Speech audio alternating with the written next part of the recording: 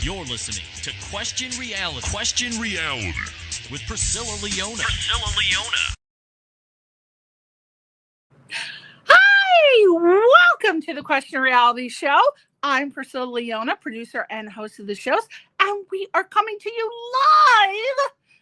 as live as I feel. I'm alive, but sometimes I don't feel alive. Oh my God, I'm hanging on by a thread here, people. But we are an entertainment industry career advice show. And we have, just to give you my title, I'm a multiple award-winning independent film festival producer, director. What else do I do? Host, red carpet host, interviewer. Everybody's hyphenated in the entertainment industry. It's nothing impressive, people, for those of you who are not in the entertainment industry. But just to give you an idea, we have been doing our show for 22 years. Oh, my Lord, you say, what? Yes. We started out on cable television, and then we went to radio, and now we're doing podcasts. So we're evolving. And what we do is we have questioned the reality of Oscar nominees. Some of the guests on our show have been Oscar nominees, Grammy Award winner. Yeah, nominees. I haven't had an Oscar winner yet, but I have friends that are Oscar winners, and I'm begging them, come on my show. You know how it is dealing with these agents and managers. No offense, but we have Emmy Award winners, Grammy Award winners. We've had Tony Award winners. We've had reality TV stars and just various seasoned professionals that have come on the show, both in front of and behind the camera.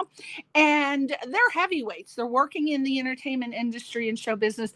And they come on and we ask them to speak openly about their trials and tribulations and honest reality about pursuing a career in the entertainment industry. It's not all daffodils and ducks, people, but I do like to stay positive. But we do have to know, don't come out here with $250 in your pocket or less. I mean, you're not even going to get a damn meal on parking spot for that out here. But, you know, some people do it, and we don't want you to do that. So we are going to ask the guests to give you advice and tell you don't do that. Prepare plan A, plan B, plan C, always in life. Now, is this show funny? I think so. I think the guests on my show are always funny. So I'm going to say check. Is it highly energetic? Well, here you go. I'm like this all the time. I don't drink. I don't smoke. I don't do drugs. Never have. It might be why I have too much energy. I need to smoke a little Mary Jane and get rid of this energy. Something's not right. No, but I'm actually very normal. Absolutely entertaining. I think the guests are, or else I wouldn't invite them to be on the show. So you bet your shiny Oscar that all of those things are a check. Now, what our goal is on the show is to inspire, motivate, and educate you, and just try to have a hopefully super fun time while doing it. By the end of the show, my goal is that we hope you'll have just a head full of laughter and I think it's a head full of knowledge and a heart full of laughter. I think so. When I wrote this originally, that's what I intended it to say. You know, I've been doing this show for 22 years, still haven't memorized my show intro. This is why I cannot be an actor. I have so many A-list casting director friends, and they say, Priscilla, what is wrong with you? You could be a sitcom actress. I said, no, I can't. I can memorize one word. 2 words, you're pushing it. A sentence, get the hell out of here. I'm not doing it. But if I had my own reality show, which now I don't want, but I think that would have worked better. So, booked. If you would like to be on the show, refer someone to promote themselves, showcase, highlight their career, you can go to our website, questionrealityradioshow.com. Or email me directly at priscillaleona@yahoo.com. And if you want to watch any of our past shows, as I said, we've been on the air for 22 years. So we've migrated just about, I'd say all of the shows to our YouTube channel. And that is at Priscilla Leona. YouTube, of course, at Priscilla Leona. Real quick, let me give you a tip. If you are a child actor, a teen actor, you're just starting in the business, my tip for you from the experts who've come on this show, one of my friends is Jason Michael Kennedy. He casts for all the NCIS and NCIS Los Angeles, New Orleans, oh my God, Origins, you name it. He casts for everything. But one of the great tips he gave me a long time ago, he's been on the show multiple times, but he says, please keep it consistent. If you start out with your name if you can, because your name is your most powerful tool in the industry, especially if it's a unique name. Do not have various social media. Your Facebook is one name, your Instagram's another name, your Twitter, I don't know. I don't think that's a medium anymore for entertainment. But whatever it is, TikTok, blah, blah, blah, blah. Keep it consistent because it's very important that people be able to find you. Agents, managers, casting directors, producers, director, basically everyone, 5 to 10 second attention span. Meet you at a party. What's your name? They'll Google it if they can't find you because you've got a real cute Daisy Dukes, Sunshine Sally, whatever you come up with. If they can't find you, you're gone. You're going to have to work very hard for them to figure it out. And also, I've been told by the top casting directors that if you keep everything consistent, it shows that you have a level of professionalism. Even if you're a child, you know that you have to be found. You know your name is your power tool. So keeping it consistent is very important. So that's my tip. Now, we asked a little favor, if you've enjoyed our guests and our show today, if you love the guests that are on today, and boy, do we have a lot of them. Wow, this is the most people I've ever had on my show. I usually just keep it to 1, 2 maximum, but we're going to give you a treat tonight. There's all kinds of activity going on tonight. If you would help them out, please consider subscribing to their social media sites. I think most of them have Instagram because they are children and teens. So that's the new thing. First it was Facebook, and all us old fogies, we jumped on the bandwagon and took Facebook away from them. So then they went to Instagram, and then we're right behind them. So I think they're going to go to another medium. I think they're doing a lot of TikTok, the younger people. But for tonight's show, I believe most of them are on Instagram. So please go to their sites and subscribe. They need it. Everybody needs a little thumb. Please be kind. And for me personally, if you do subscribe, I will reciprocate. That's very important. If you see someone started following you, vet them first. Vet. That means look them up and make sure they're legitimate and they have an authentic website. They have authentic social media. You don't want any trifling people associated with your name because that's a whole different story. But go and vet them. And if you feel like there's somebody that you want to follow, then follow them. But everybody, I vet them and then I will add them on and subscribe back because it's very important. Again, please subscribe to my channels, which YouTube. Well, here we go. We're kicking into my little tip here. YouTube channel at Priscilla Leona. LinkedIn, X, TikTok, at Priscilla Leona again. Facebook page. What the hell? Priscilla Leona again. What's going on? It's happening. It's a reality. Now, we have another Facebook page, which is specifically dedicated to the show. It's at Question Reality Show.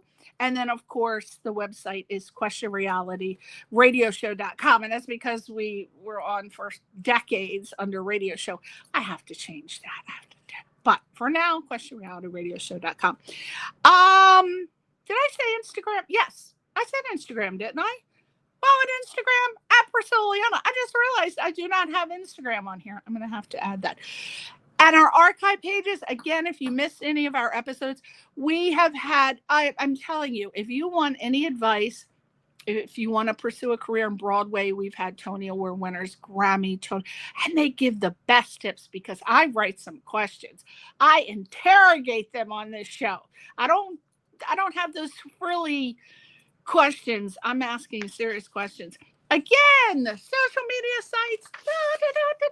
Okay, now we're going to get to the good stuff.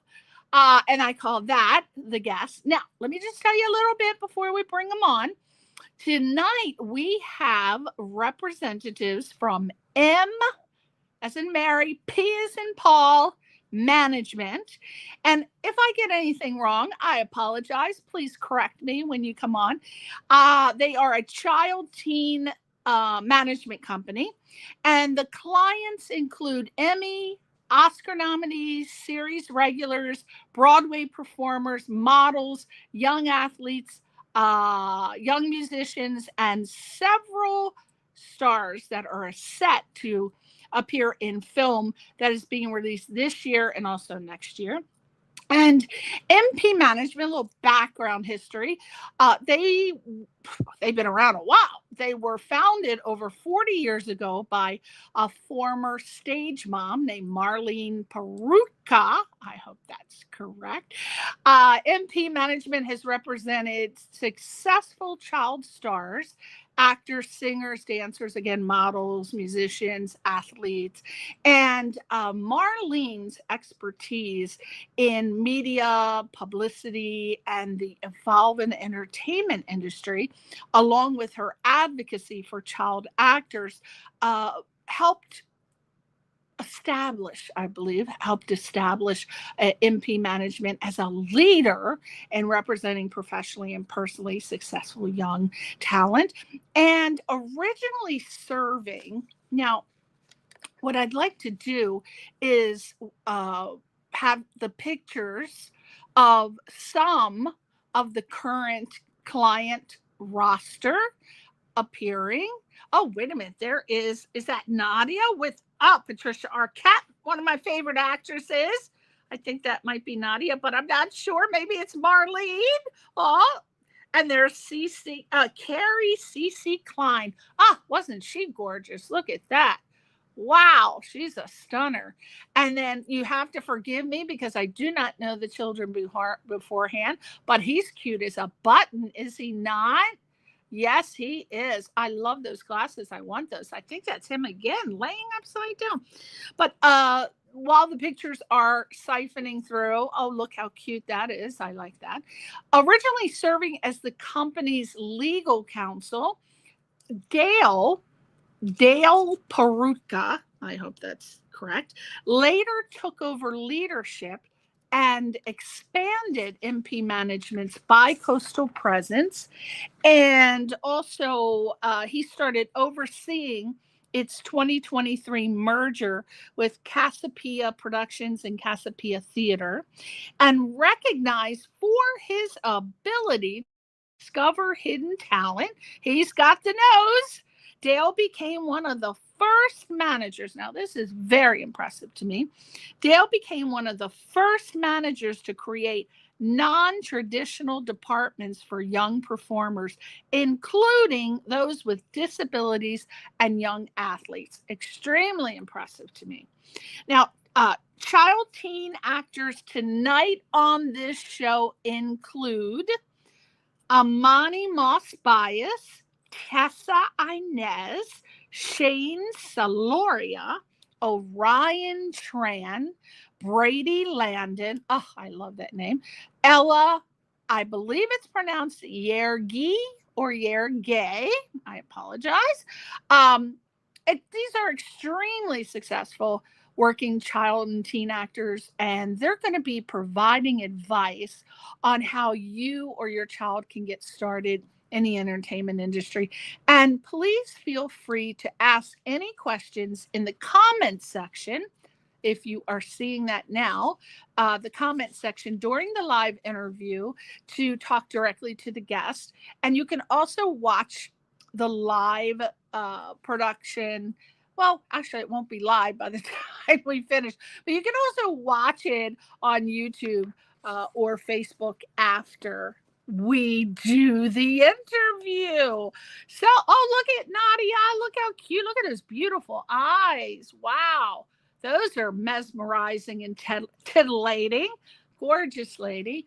Okay, so without further ado, it is time. We are going to bring on first Cece Klein and Nadia Witt, and they are going to start us off by providing our audience with advice on getting started as a child actor and relationships that support young performers' careers. So, without further ado, let's bring on Cece and Nadia. Woo! There she is. Look at these two little hotties. Wow, gorgeous. Oh my God, Cece, you look like a very good friend of mine who's an actress. Her name is Eileen Gruba. Eileen Gruba. I don't know if you know her. Gorgeous. Oh my God. You two are, wow, you should be out there on the modeling circuit yourself. I just love you. Wow. Awesome. Thank you. Oh my goodness gracious. Well, you can tell that obviously from your gorgeous physical looks, you had a career previously in the entertainment industry. Now, why don't we start with Cece? Cece, what is your background in reference to the entertainment industry? So I was really young when I got into the business. I was about 6 years old. My older brother worked all the time. I didn't at first. I was very shy. I wanted nothing to do with it. And when I was about 7, 8 years old, I started working. Something really switched in me. And I said, okay, wait a second. My brother's doing all this fun stuff. I want to have fun. And I started working steadily for years. And I took 4 years off for college. I said, I just want to see what else is out there. I've been doing this my whole life. And the day I graduated, my agent called me and said, you're coming right back in. And I said, okay. And so I spent my 20s acting, and I learned that I really liked being behind the scenes, producing, and ultimately managing and working with other child actors who are going through all the same things that I went through when I was little. So wow. Now, were you the actress that was on one of my favorite shows of all time, The Love Boat? I was. Oh my God, when I saw that, I just went crazy. I love The Love Boat. Now I'm going to have to go back and look for you in your episode. What stars were on, if you can remember, what stars were on? I remember. I mean, I worked on it a lot. Aaron Spelling was very good to me. I worked on after The Love Boat. I worked with him on most of his shows.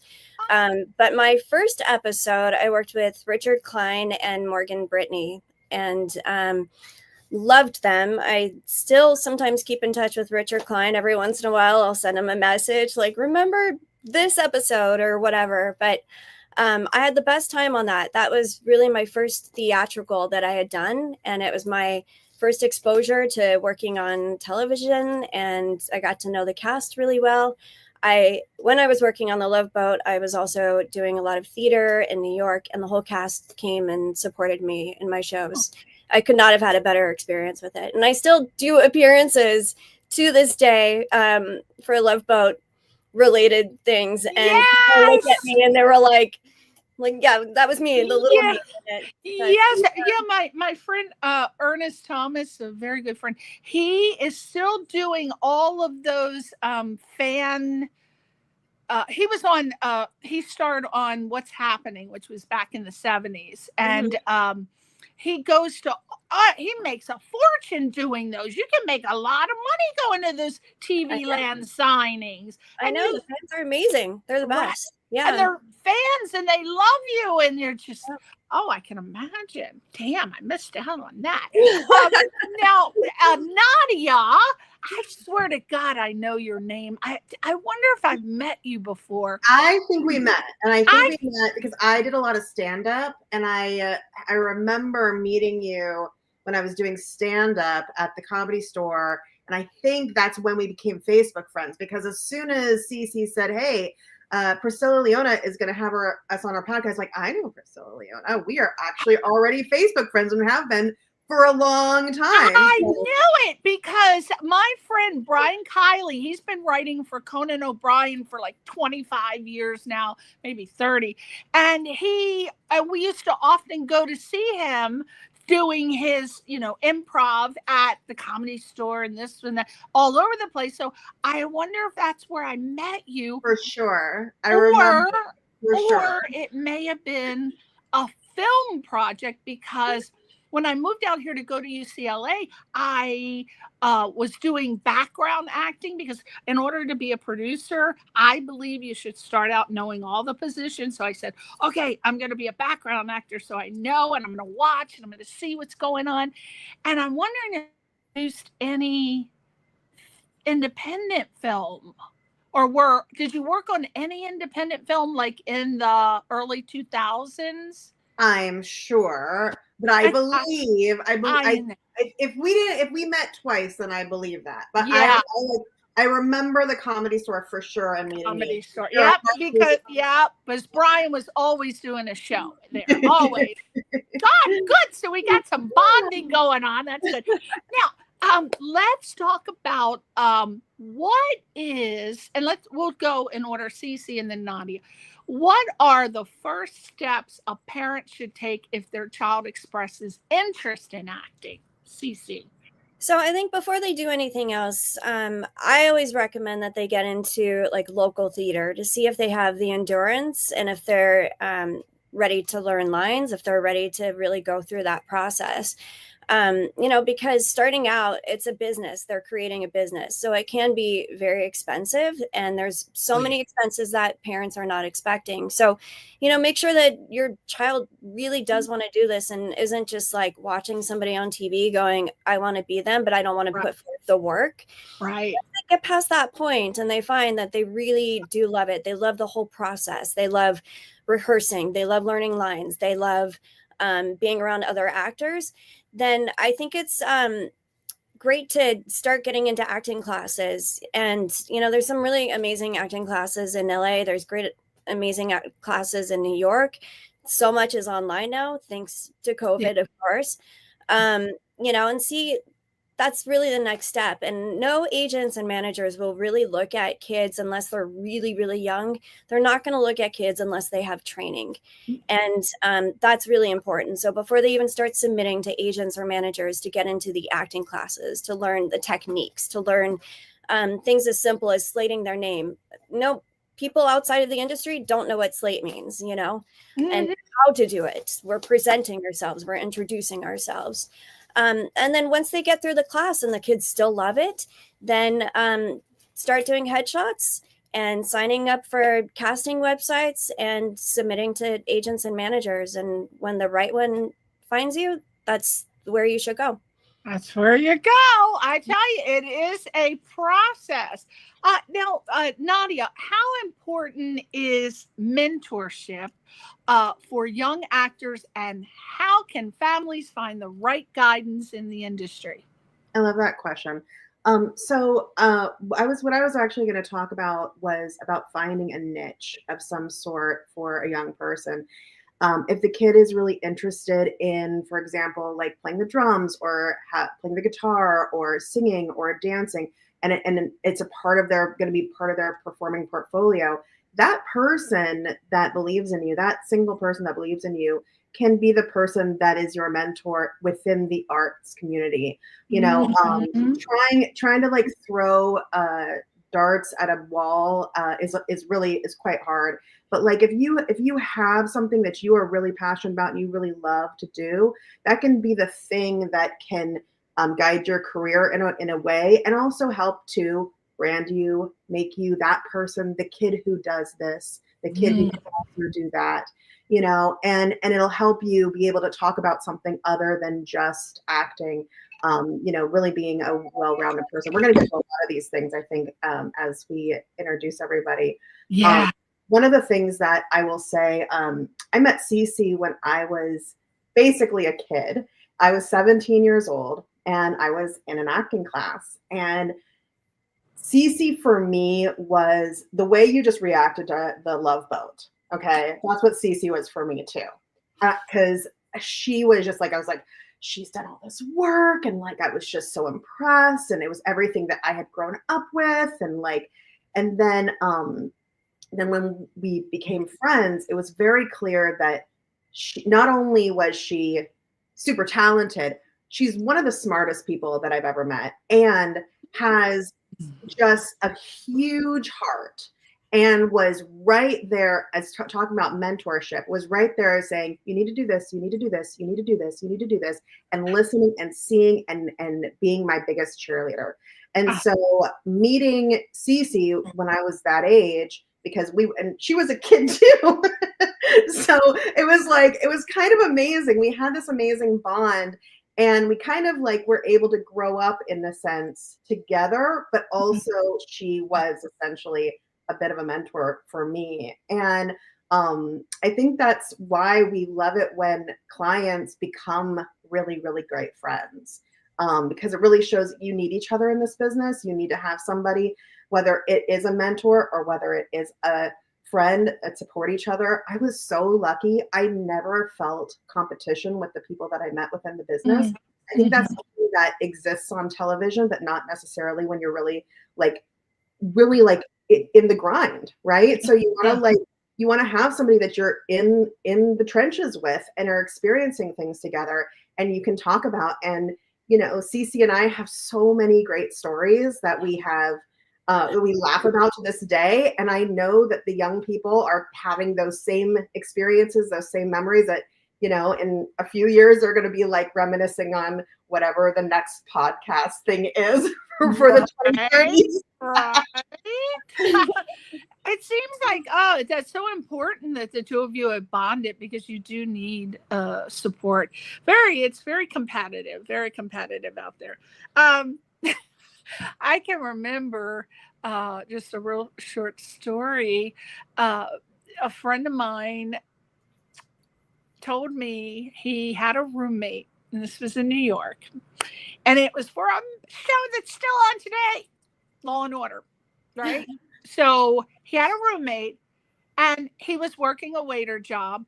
We're talking way back when Law and Order first came on. He had a roommate. He was working a waiter job. And back then you had voicemail. You had like a machine, right? A machine. Remember the machines? So an agent called and told him about an upcoming audition. The roommate didn't tell him and went to the audition himself and booked the role in Law and Order.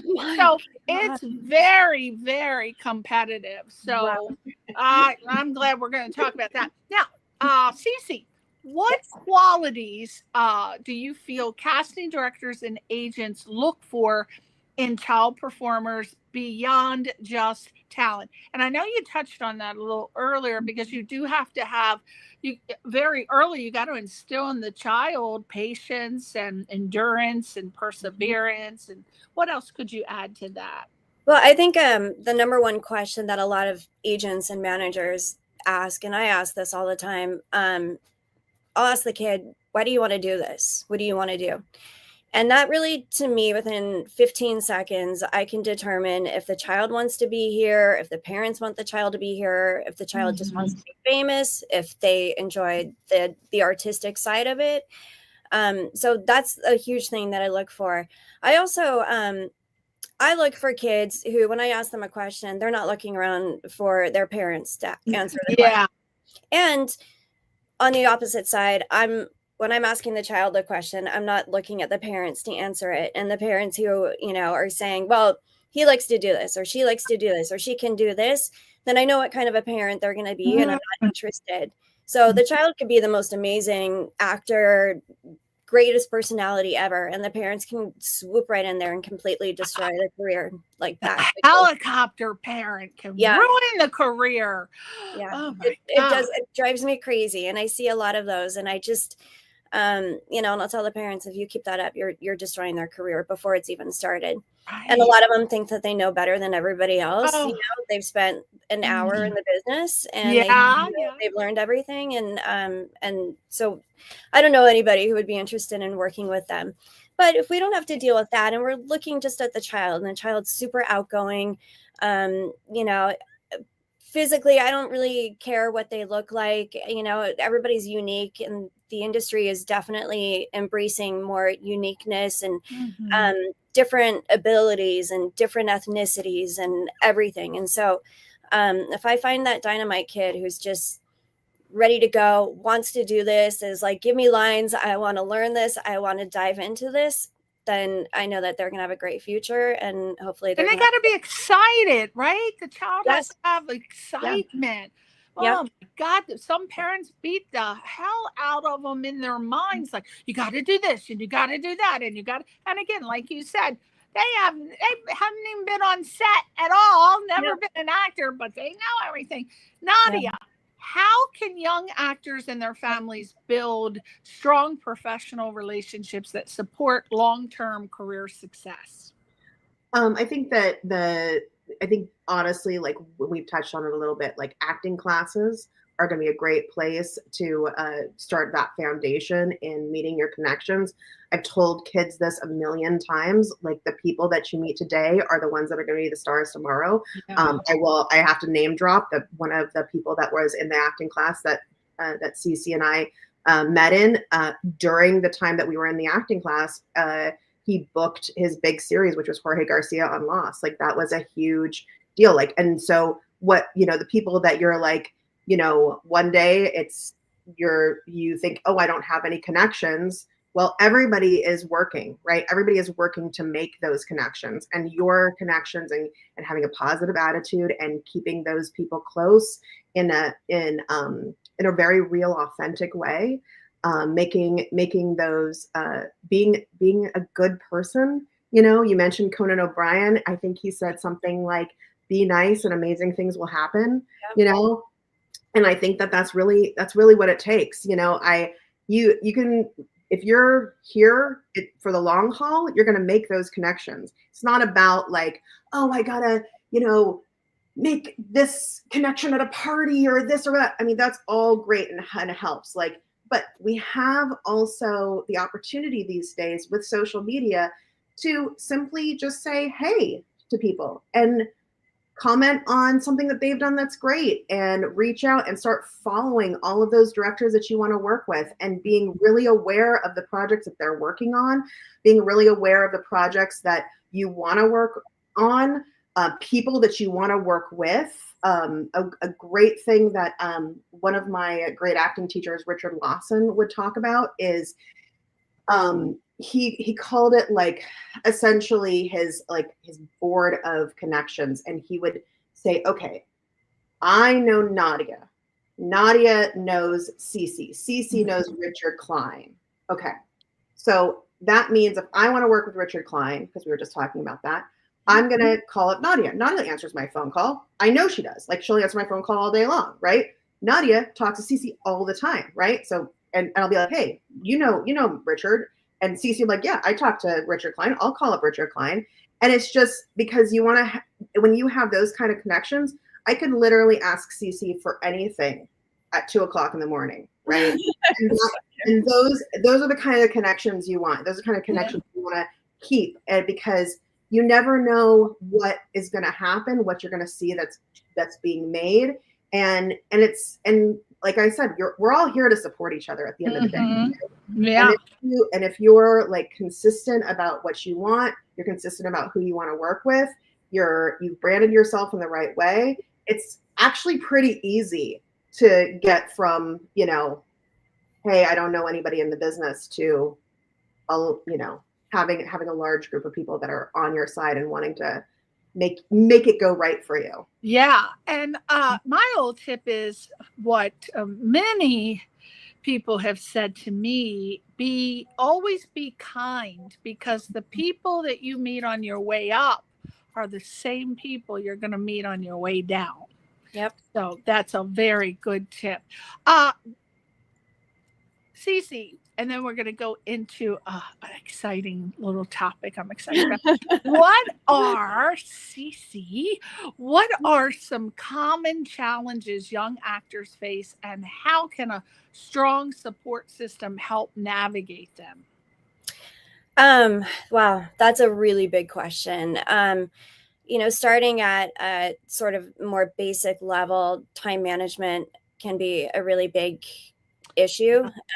Balancing school, balancing a career, balancing extracurricular activities like sports and student government and whatever else the kids are involved with. So kids learn very early on in this business how to manage their time and how to budget it. On a much bigger scale, there are privacy concerns, there are security concerns for actors of all ages. We obviously take it very seriously for our kids with protecting them. We make sure that nobody knows where they go to school. We make sure that nobody knows, where they live. Many of our clients don't use their legal names. That's for many purposes for that as well. And I think really just understanding that this business, it's sort of twofold. It is a business. Kids are getting paid for it. They get paid the same amount that adults get paid for.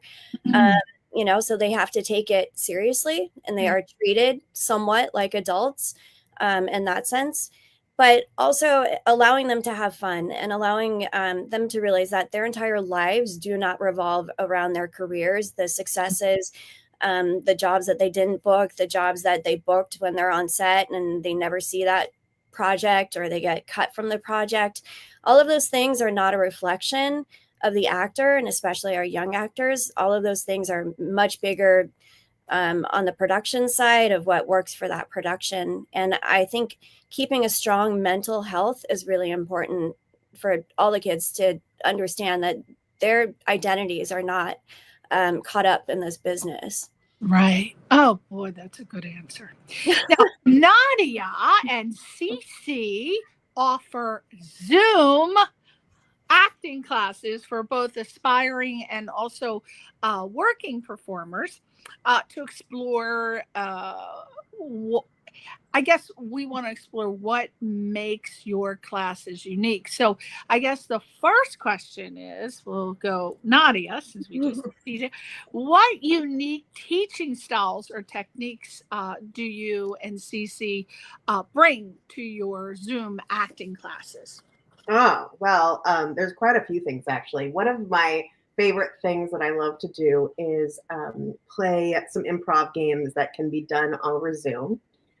Which is a fun thing that we kind of created.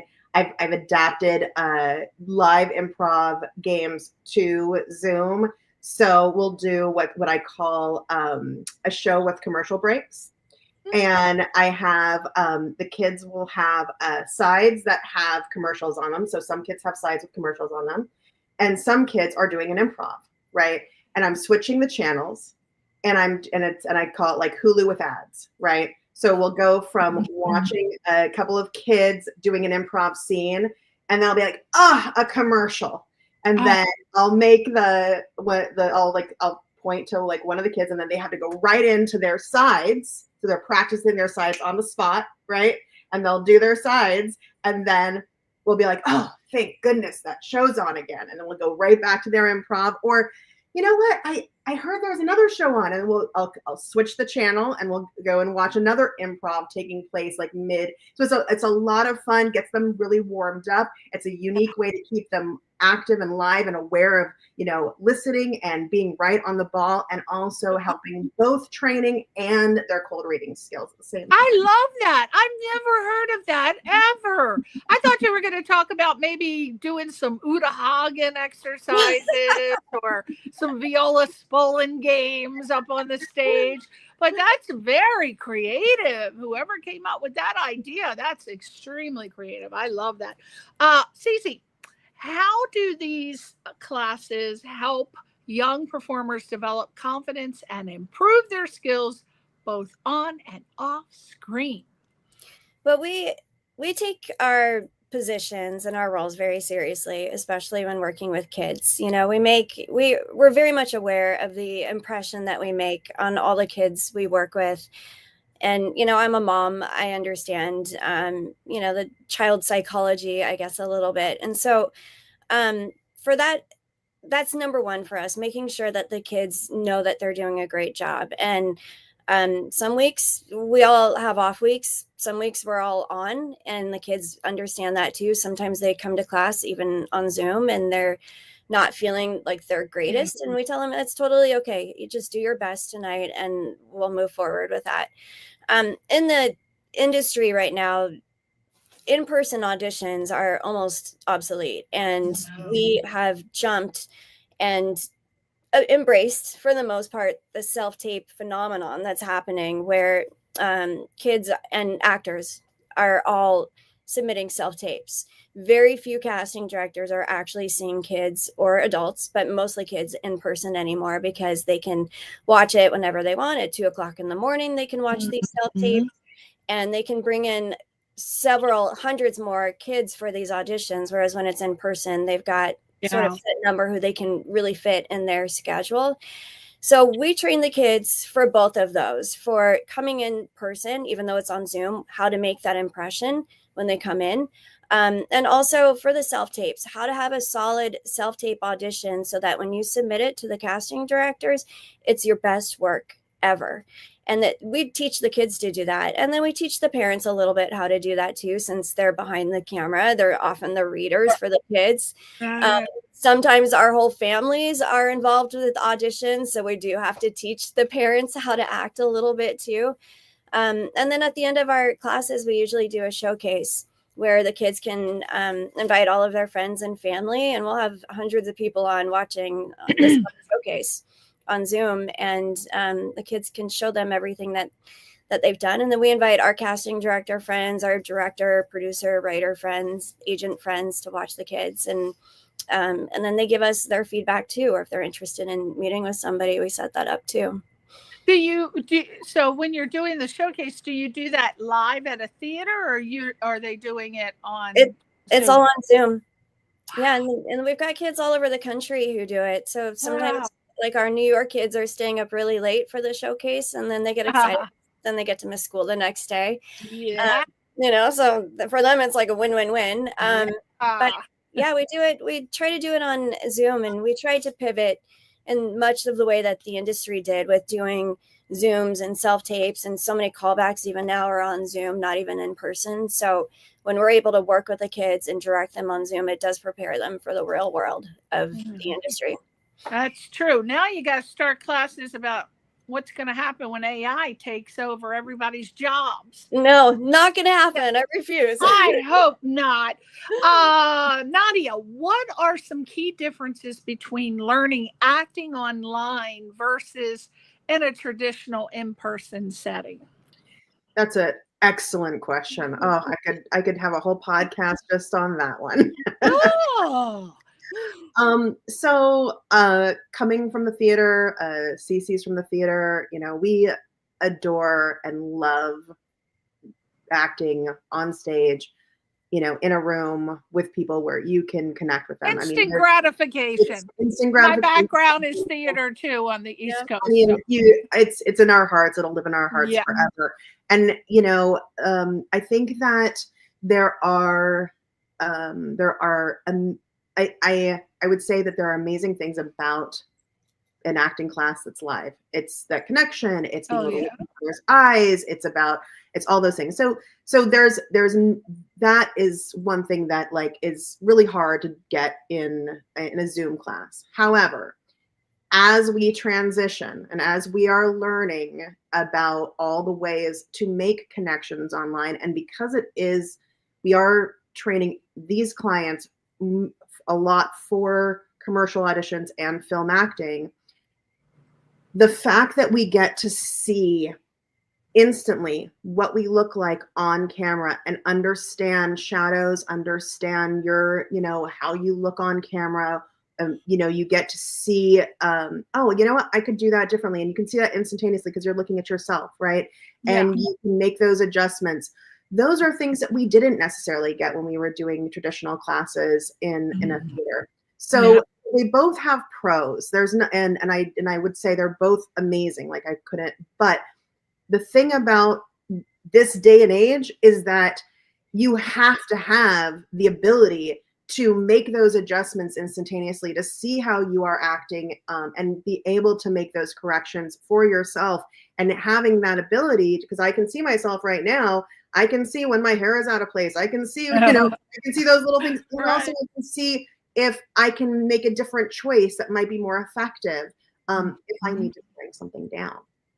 That's something that I think when you're working on stage, like you're playing for a larger audience, your gestures and your emotion just tends to want to reach that last row. And then you get an audition for something that's a procedural that has to be very, very small. And maybe you're just not used to that, and you don't know how to bring down those moments. You don't know how to get them really intimate, right?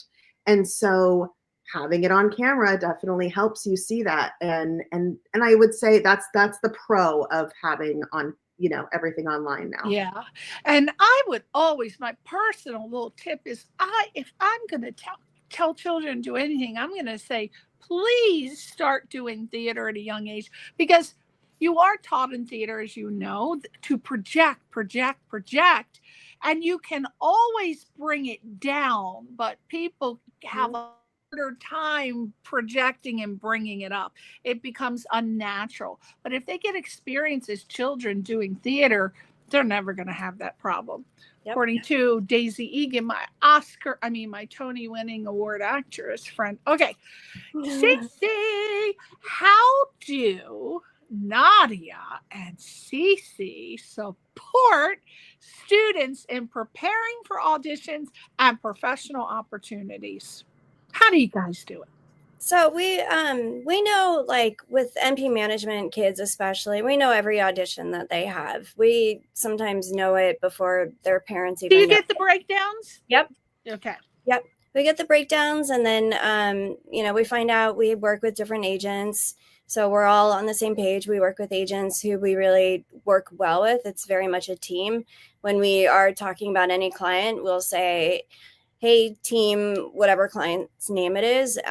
Just as a reminder, we're always on the same team. And as soon as we get that audition, we're reading through, if we get the entire script, we're reading through the script. We're reading through the sides, which for those who are watching, sides are a portion of the script that we use for auditions. And it can be, back in my day, it could be 10, 15 pages long. But now the red one, the pink ones and the blue ones. Oh yeah, the green ones and but SAG-AFTRA has now put a limit on that, especially for first calls, for first auditions. There's a page number, so you're not allowed. Their producers are not allowed to exceed that. But we'll read through it, and then as soon as we see what it is, we're giving wardrobe advice, hair advice. We're looking up the director, we're looking up the producers, we're looking up the writers, we're looking at, if it's a commercial, the product, we're looking at past commercials that, this ad agency has done, past commercials that this casting director has cast. And we're communicating with that, about that with the families, with the parents. A lot of that research, we're saying your child, our client, needs to look up whatever that is. They need to watch this episode, or they need to watch this film that this director just worked on. And the kids, as soon as they find out about it, they get to work. They get to work on creating their characters. They get to work on memorization. They get to work on finding their wardrobe and sending us pictures. Does this work? No. Does this work? No. Does this work? That's the one. That's perfect. That's perfect hairstyle. We will coach the kids. Most of the time for theatricals, we will coach the kids before they even start filming their self-tape. And once they film the self-tape, they send us all the takes that they've done, and we either pick the best ones, or we say, oh, you're so close, but imagine this character was in the library instead of at Dodger Stadium or whatever. It changes the tone, it changes the perspective of the kids. So it's a very long process from beginning to end. And when we're able to, we get feedback from the casting directors. Doesn't always happen. A lot of casting directors will just say, yep, we got it. Thanks. And we say, okay, that's great job. Thanks. Yeah. Very helpful. I have so many casting director friends, and sometimes, not now, but pre-COVID, I'd go over because we'd be meeting for lunch, and I'm watching the castings, and here's what I heard. Great job. Thanks. Great job. Thanks. great job. Thanks. I said, well, don't you give them any kind of advice? I mean, aren't you going to tell? And they said, well, sometimes we'll give them notes and say, well, let's do it a different way. But we got too many people to see. We can't do that. And that's what I love that you're saying, because a casting director is not there. A lot of people don't understand this who aren't in the business. They're not there to give you acting lessons. Yep. When you come in to an audition, you need to know how to act. Yep. If a lot of people are so desperate, Cece and Nadia, as you know, I want to get an agent. I want to get an agent. They come out here and they think, if I get an agent, I'll be walking down the red carpet in 2 days. Yep. And they think the agent is like the God. But I would always say, try to get a manager first, because like you're explaining, you are coaching and you're personalizing and you're teaching. And I believe you're a boutique agency, which I would always recommend to go to, which if you're just coming out here, you probably are going to be lucky if you get someone who wants to manage you. But you are offering all of these services that if a kid comes out, and we've seen it before, gorgeous child, oh my God, the camera loves the child, they go directly to agent, right? Because the agent wants to get them out there and book them. And they miss out a lot on the manager process, because they are not learning, the business etiquette and how to do this and how to do that. And the agent, if you don't book it after, they'll send you out maybe, I don't know what it is now, but maybe 3-5 times. If you don't book it, doesn't care what the hell you look like, they're going to cut you from the client roster. That's just how it works. And I say to my friends, why do you do that? Oh my God, he's so cute. Oh, he's gorgeous. He doesn't know anything about the business. He wasn't taught anything. He doesn't know about on-set etiquette. I don't care how gorgeous he is. There's 20,000 people right behind him that will know on-set etiquette, that will know, and doesn't have a parent that's coming in and driving us crazy. Recently there, and this is for the children, hopefully listen to, I won't give away the project, but huge shooting out of Canada. Had this guy on, beautiful guy. Oh my God. Let me tell you, there was just muscles all over the place. And I think he had a 12 or 18 pack ab. I'm like, ooh. So what do I do? Because I'm always trying to help everybody. And I referred him to a friend of mine who, again, I hate to say A-list casting director, but that's what he is. And I said, I do not know this guy, never met him. His agent contacted me, sent me the pictures. I saw a demo reel. I think he's a very good actor. What happens, Nadia and Cece? So I have him on the show, and oh God, I can't tell too much. Then they'll know what show. Okay, all right. Let's just say this: my friend, who's the A-list casting director, said, "Oh, Priscilla, by the way, I looked up this person, and his manager is da da da da. I absolutely will never work with this guy. He's an asshole." And so I want you to touch on how important it is to get along with these casting directors, producers, director. And this guy has missed out through no fault of his own on an opportunity, because he's with a person who the casting directors do not like.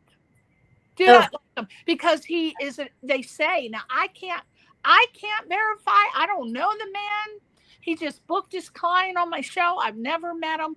But from what I'm hearing, they do not like him because they say he's arrogant, pompous, rude, obnoxious, and unprofessional. And that poor boy is missing out on being cast for a huge project in Canada, like huge.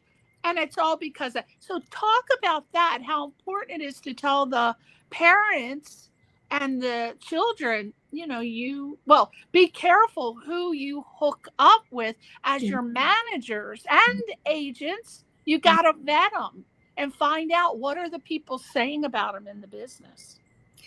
That's very true. And not only that, but I always tell our families, like, when they do get the opportunity to go to like an in-person audition or producer session or whatever, the audition starts when you park the car. Sometimes it starts 2 miles ago before you parked the car, because when you get out of your car and that person who's standing next to you and you're mad because maybe they took the space that you wanted, you just, oh, I'm glad you got a great space today. It's your lucky day. And you walk out and you walk into the office. That happened to me quite a few times, where somebody would be walking down the street and my mom growing up would be like, smile, when we're waiting for the crosswalk Right. to change. If you see somebody there and if they talk to you, you smile back, and Right. you don't have to, I mean, they're not asking for your address if they're just saying, oh, hello and hi, how are you? Like, it starts there. When you walk into the office, people don't understand that there's people inside the waiting room watching them. There's sometimes people just sitting there who are planters, who are just trying to see, like, what is this parent like? What is this kid like? Sometimes it's the receptionist. Yes, always. And don't gossip in the waiting room. Yeah. Because people are always watching you. I can't tell you how many casting directors and their assistants say, oh my God, all they did.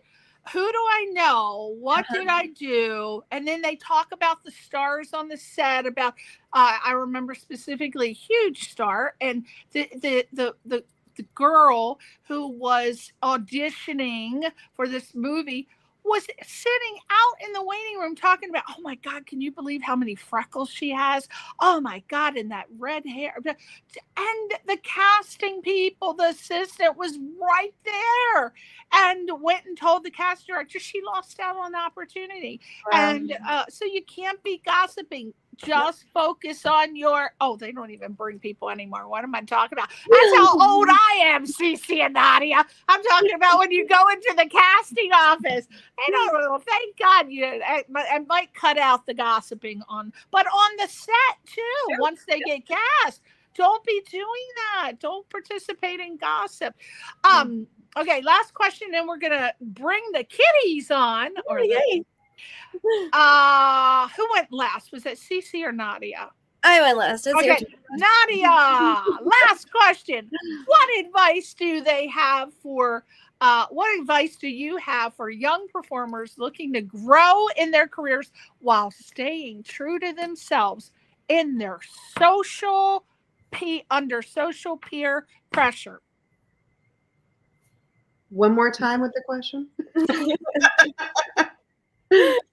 What advice do you have for young performers looking to grow in their careers while staying true to themselves, right?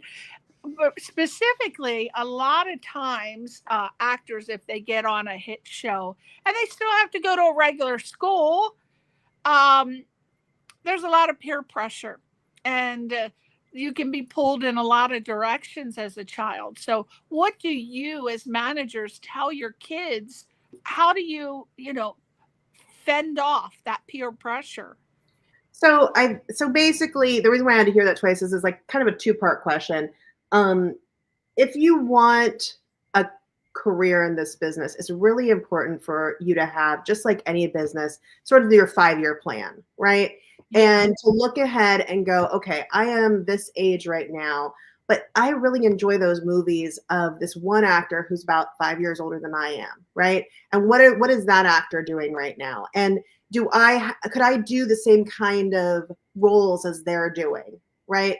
And so you want to kind of be looking ahead and having those models of how you want to have your trajectory of your career. And I think when you have kind of a model of what you're going for, it's going to keep you focused and keep you on that track. Right. As far as like going back to school and the peer pressures of school, there's going to be, at least for me, in school, if you have a passion for something, it's going to be very easy to keep yourself away from, because you're going to be busy. Honestly, these kids are very, very busy. They have active social lives, but they're in dance class, they're in acting class, they're in voice class, they're, practicing for their auditions. They have their friends that are other actors, and they have their friends at school, but you don't have a lot of time to be like, like distracted by what you're talking about, which is the peer pressure that kind of comes Right. with not having a lot to do, right? Yeah. And so I would say, like, just if you have a focus for your career, then it's going to keep you on that path, and having that focus that is looking ahead is going to keep you on that path. And then, you know, when you go to school, you have things to talk about. You're with your friends, you're doing other things. You might be playing a sport, or, you know, or something that's different. But as far as like negative peer pressures, you just don't have the time, you know. What about us hearing about so many what is it called, bullying, social media bullying? What advice do you give the kids, because a lot of people like to pick on kids, especially in the world of performance? I tell people not to read anything about themselves online. Don't read reviews, because if you read the good reviews and you believe those, then you've got to read the bad reviews and believe those. So just don't read anything. Don't read anything that people are writing about you. You know, a lot of our kids do have their separate private social media accounts, and I say keep it like that. You know, just kind of keep your head down and keep your eyes forward in terms of your own career. But I also think that it's really important to have other activities going on in their lives. I grew up with a lot of people. There's a period of time where people who I grew up with were having a lot of issues with drug abuse. And I lost a very close friend to an overdose, who was a very successful child actor, was phenomenal. And when he became an adult, he realized he didn't have anything else to fall back on. He didn't have any other activities that kind of kept him grounded. And I think that's a really important thing, both on the parent side and on the kid side, to find those things that are not financially related. You know, they're doing extracurriculars where they're not getting paid for, they're not going to be the breadwinner of the family, you know, and to have other passions, whatever they are, if it's horseback riding or water polo or crocheting or whatever it is, you know, to find those passions, because that does keep you grounded, where you're not just an actor. I was talking to Nadia last week, and Nadia had I had never heard this, but I thought of it when she talked about Richard Lawson, who, by the way, I don't know if you know this, Priscilla, but he was Beyonce's stepfather. Richard Lawson, who was the old acting coach who Nadia is referencing. But Nadia said something really interesting about stage names that I thought, I had never thought of it that way. But Nadia, I think you should tell it, because so Richard Lawson, you know, he came into this business and talking about reading reviews and everything, and he kept his name. That's his birth name. Right? So he would see all these amazing reviews. I mean, like, Richard Lawson is so handsome. Richard Lawson on Dynasty. Look at Richard Lawson. We want to, look at Paul May. And then it was Richard Lawson gained a few pounds. And it was very hurtful to him personally. And he said, I wish I had chosen a stage name, because then I could put that product over here, and I could adjust the product and be like, oh, they're talking about this product named Dan Lewis Anderson. Whatever it is. So and then the product is something that's a little bit disconnected from you, and you can look at it and you can see it as something that's different from who you are personally. And when we talk about like having something like an extracurricular activity that you're not getting paid for or something like that, that's you doing that. That's for yourself.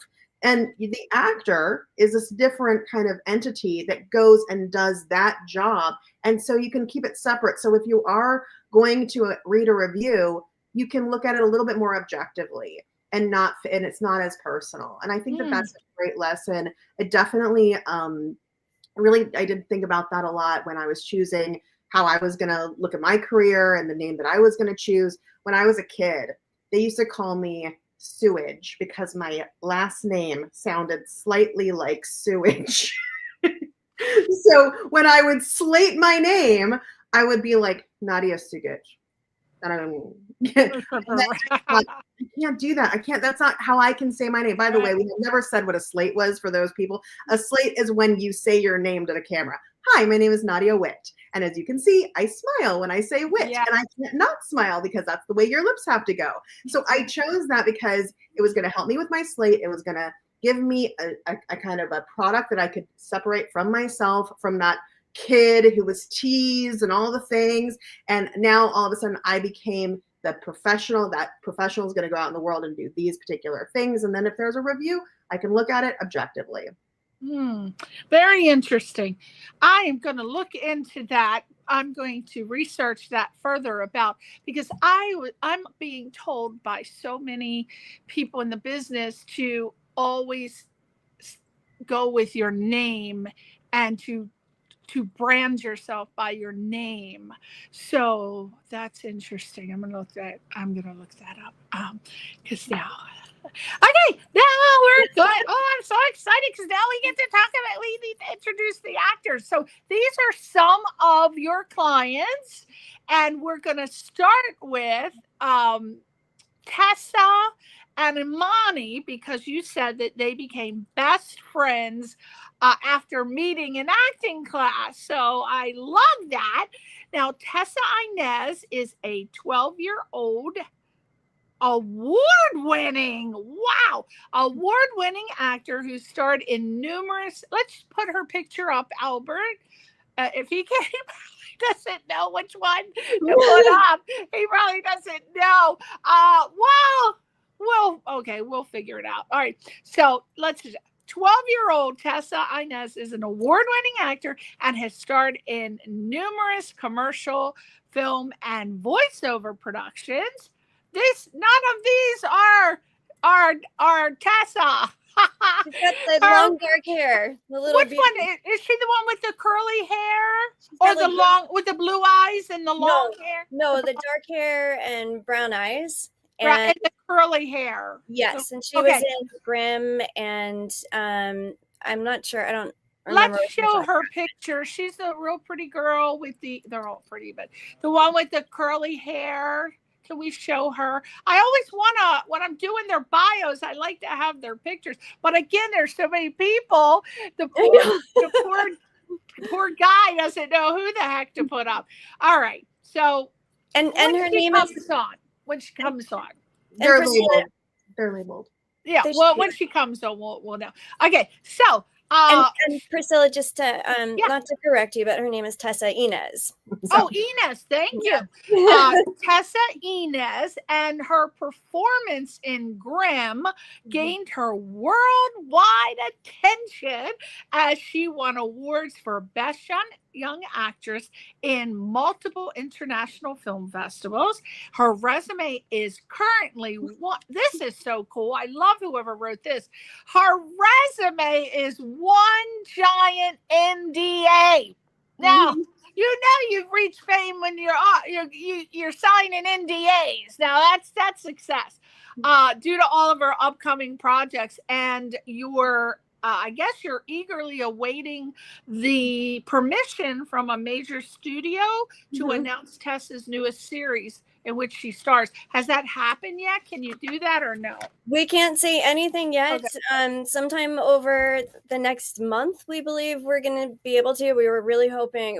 I was really hoping for today. I had this head that we would get the permission and then we would be able to announce it on your show, but we haven't gotten that yet. Ever. And go to her Instagram, and her Instagram is Tessa_Inez_official. So, and then also, I wonder if we're gonna. Let's introduce Imani. I hope I got it right. Imani Moss Bias? Yes, Imani Moss Bias. Yes. Bias? Okay. Yep. Woo! All right, need some language classes. All right. So she is an 11-year-old who moved to Los Angeles from Texas after DMP management discovered her and knew she would have a very successful career. And this is so impressive. My God. Imani has starred in ABC's Abbott Elementary. I have 4 of my actor friends who say, Priscilla, can't you get me on? What do I do? I'm not a casting director. They want to be on Abbott Elementary. Is that still on? Oh, it's still on, yeah. Okay. I haven't watched it yet. I'm going to watch it. And she also recurs on Jimmy Kimmel Live. I'm wondering what she does on Jimmy Kimmel Live as a recurring actor. We're going to find out. And she stars in the film Beautiful and several national commercials. Imani is also an award-winning dancer, which she does both professionally and competitively. Oh, I love competitive dancing. I watch it all the time. I like competitive cheer and competitive dancing.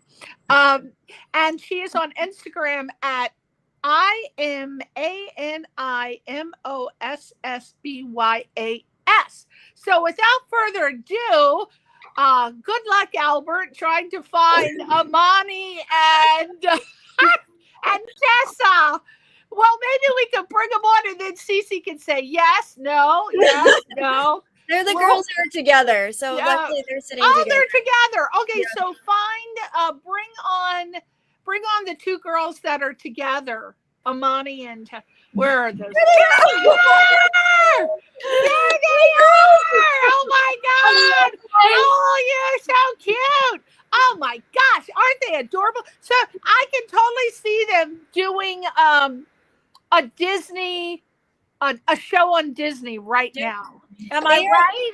They are both on the radar at Disney and Nickelodeon. I mean, they've just blown the roof off of those studios where casting directors absolutely love them. And they across the board with both Imani and Tessa, they've said once a role comes on that they're absolutely perfect for, it's theirs. So you're right on with that. Oh, they're precious. Aren't they just gorgeous? 2 gorgeous little things. So I'm sure you girls have tuned in, and I hope these questions are not too intense, but if they are, then Cece or Nadia can take over. But a rarely discussed topic in the industry is supportive friendships. And in such a competitive business like the entertainment industry, you, Tessa and Imani, are a great example of this. So my first question, and we'll start with Imani and then we'll go Tessa. So in such a competitive industry, how can young performers such as yourselves cultivate genuine friendships like you 2 have that support your growth instead of fostering rivalry amongst you? Well, I think it's really cool because sometimes me and Tessa go for the same roles, and sometimes we even do auditions together, which have been really, really fun because it just gives an even bigger excuse to go see Tessa. I go see, and when Tessa books a role that I go for, I'm really happy for Tessa because I know that me and Tessa are on the same team, and that if she wins, that I win too, and if I win, she wins too. And also, I think it's a learning experience, and me and Tessa are very similar in different ways, but also we are very different in different ways. So I know that a little bit of the character, if it's like more Tessa than me, I'm like, oh yeah, that's way more Tessa. And I'm very happy for Tessa. So yeah, that's what I think. What do you think about that, Tessa? Everything you just said, definitely. Ditto. Right? I think you 2 think alike. You 2 are on the same, it's like one brain. But yes, and that's a great way to be. Now, Tessa, what role do you think friendships play in helping child actors kind of navigate the emotional challenges like auditions and those darn rejections and career pressures. What do you think? I think that friendships are really important, and it's really good to have someone that I can just text like, oh my gosh, another audition where I had to do this one thing that I really don't like doing, and to just, we end up talking about cats the entire time. I love it. I love it. I love it. What Imani said, like if we're going for the same role, it's really cool to see like, even like if it's a self-tape or something, to see like her recording and to see like how she did it, and it's like, oh yeah, and to like learn from her too, because you're incredible, Imani. Thank you. Oh. Oh my God, the love coming off of these two. Oh my God, I want to just book them to just spend the day with me. I want to hire them. I can hire you to be my children.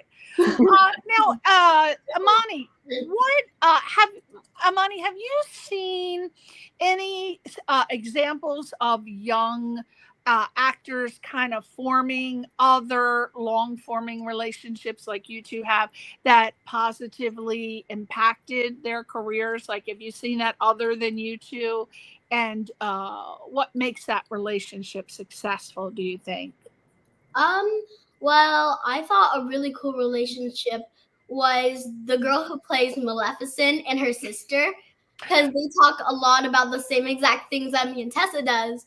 And cats. And we both are like, oh yeah, that looks like her. Oh yeah, that really sounds like her. And I feel like they're really successful because that they look like we sound a lot alike, like me and Tessa. And I feel like it's nice to have a relationship with Tessa because we know what we're like. We know the exact same things that we're going to. Yes. Like, I can't just say to my science teacher, oh, yeah, I got another audition. Yeah, I had to eat peanut butter. Oh, yeah. I can say to Tessa, oh, yeah, I got another audition. I love peanut butter, and I have to eat peanut butter. My science teacher wouldn't get that. Now, let me ask, this question goes for both of you. I know you're so much alike and you enjoy being together so much. Do you share, and I'm sure you talked about it, but do you share the same goals and career path? Or say, for example, do one of you want to become a film actress and the other one says, no, I'd rather do TV? Or, what are your, say, 5-year goals? Pretty similar. I like both like film and TV and on camera and voiceover, but I definitely do like voiceover a little bit more, very slightly. Yeah. Yeah, you can just put flip-flops on, put your hair up, and 45 minutes, boom, almost $1,000. I love it, right? Yeah, voiceovers are fun, and you can take advantage of that. A lot of child actors need to focus on using their child voices because you're not going to have them past 13, 14. They're just going to change, right? So, and so eventually, now, let's start with Tessa. Tessa, if you could have your ultimate dream role, like not now, but maybe as an adult actress, what type of role is most exciting for you to think about playing? 2 things that are actually on the screen right now. Imani, I want to do something with her, and Imani's cat is here. Definitely something with cat. Oh, wow, that's a cat. I think that's a bear. That's a baby cub. That thing is huge. You can use that as a coat between the two of you, right? It's so huge. But like, for example, a lot of kids say, oh, I would love when I grow up, I think my dream role would be to play Maleficent in a Disney movie. So is that something you'd be interested in, playing like a cartoon? I'm not a cartoon character. What are they called? Cece and Nadia. Like a live action film? Yeah, like a live action film. Yeah, like Snow White, or is a role, or do you want to be in a soap opera star, or do you want to be like a star on a TV series, or do you want to be like a star in an action film? because women are kicking butt now Oh yeah. in the action world. So what do you think? And that question goes for both of you. What would you want to ask her for? That's the question. Yes. All right. I think I know. Okay. You know what I'm already gonna say. I know what you're gonna say. What do you think I'm gonna say, Tessa? Guardians of the Galaxy. Of course. I wanted. Yes. I had a dream about me just being in like some sci-fi action movie where I do my own stunts, because I'm a dancer and I can do a lot of cool tricks. Like I can do backflips and I can do aerials and a lot of stuff. So I thought like, oh, Guardians of the Galaxy would be Yeah. Yeah. Now we got to keep it going. I think they just had the last one. We got to resurrect it just for you to play a super action hero. Yeah. But there is the whole new Avengers. We went to see Thunderbolts last weekend, and there's like a whole new crop of Avengers coming out, and Florence Pugh is kicking butt. Mm-hmm. Right now, same for who did we get that answer from? Me. That was Imani. All right, what about you, Tessa? I don't really have a specific like TV or movie or something, but I want to do something where I can build like a unique character. I don't want to play like the young version of a different character, or like even the older version of a different character, or a character that already exists. I want to be able to make my own character, preferably in like a world similar to ours, but like a little different, like a little bit fantasy. Yeah, different dimension. Like Yes. what they did when they I don't think there was a show prior to Supergirl, but Supergirl, right? There was no show prior to that, but that's an original character. Oh my God, that's fantastic. What do you, now, one of the things that people recommend to children, to actually all actors, is to build up your tool set, your skill set. Right? Because you never know when you have to be prepared. Even children, which I think, oh my God, it's so dangerous to be having them wielding katana swords. But they're asking for children to have many skills, like be able to do parkour or do sword fighting. They're asking that now. What are your feelings on that? Are you up for it or what? I'm Yeah. definitely up for it. Sword, I'm ready. Yeah.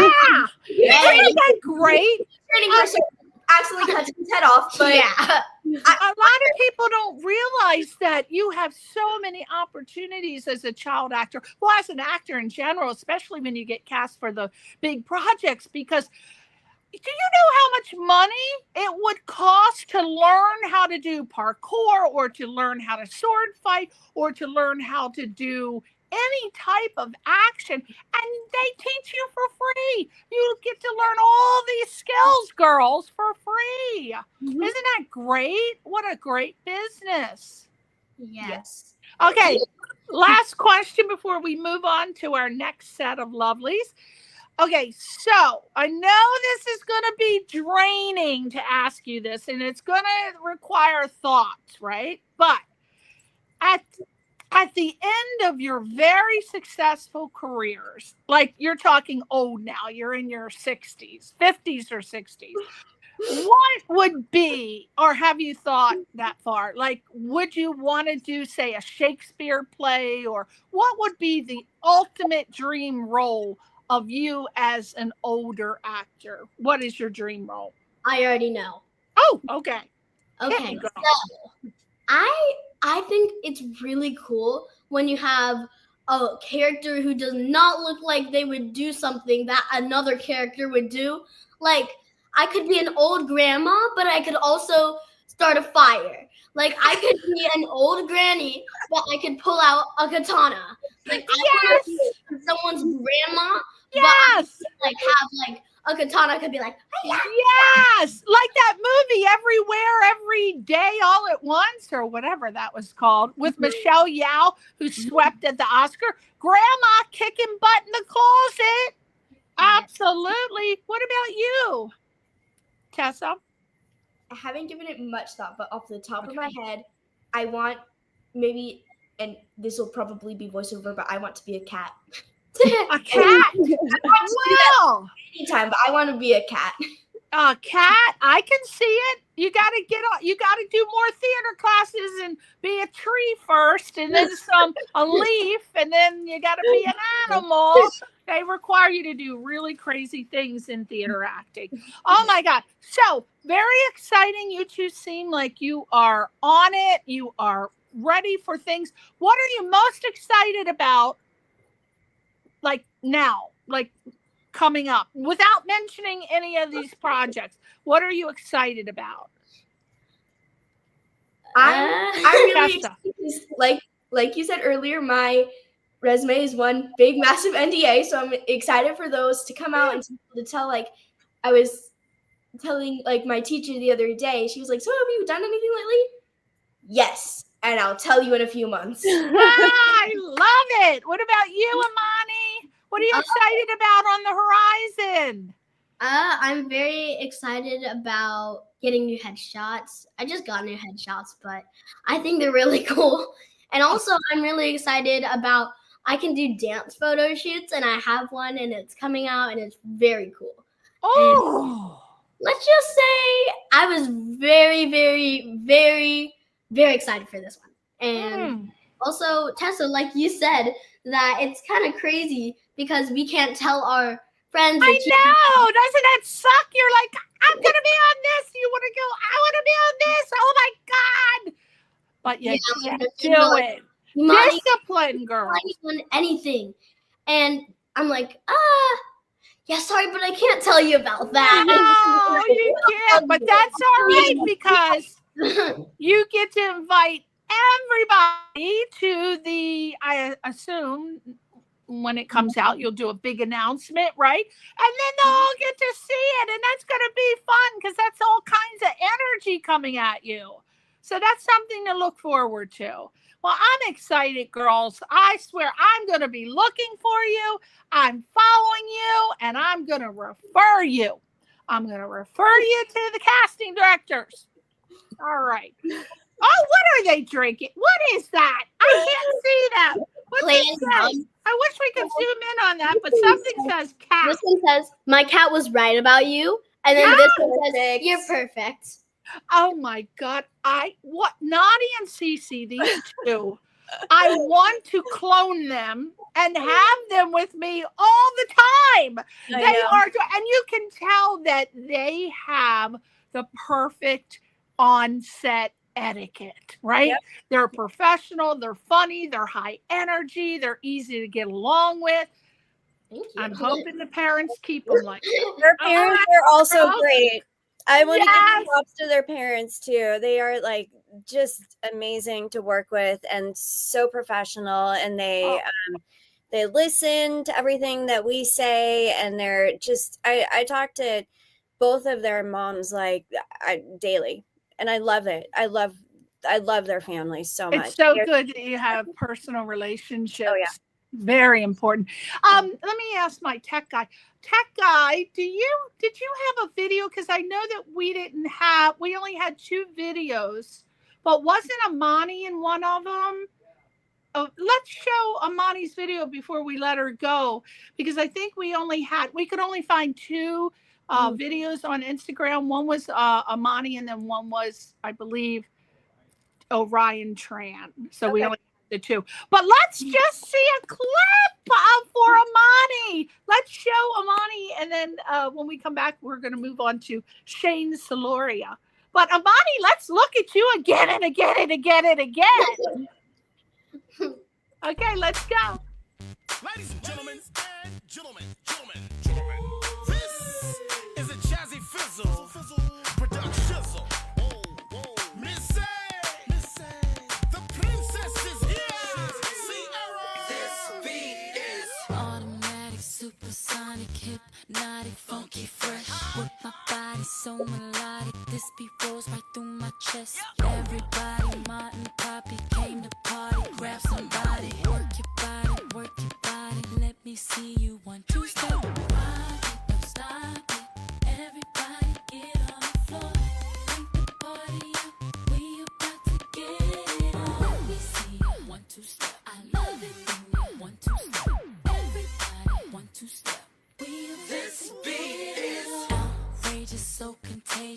make you crave it. So retarded, top charted. Ever since the day I started, strike my stuff and yes I flaunt it. Goodies make the boys jump on it. No, I can't control myself now. Let me do my 1-2 step. Rock it, don't stop it. Everybody get on the floor. Bring the party up. We about to get it on. Let me see it. 1-2 step. I love it. 1-2 step. Everybody 1-2 step.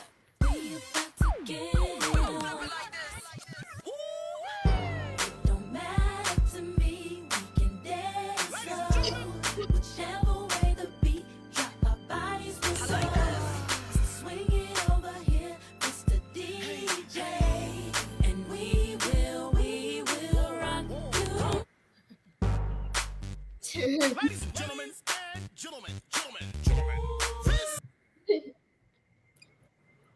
Oh my God, I think I pulled something trying to do that move.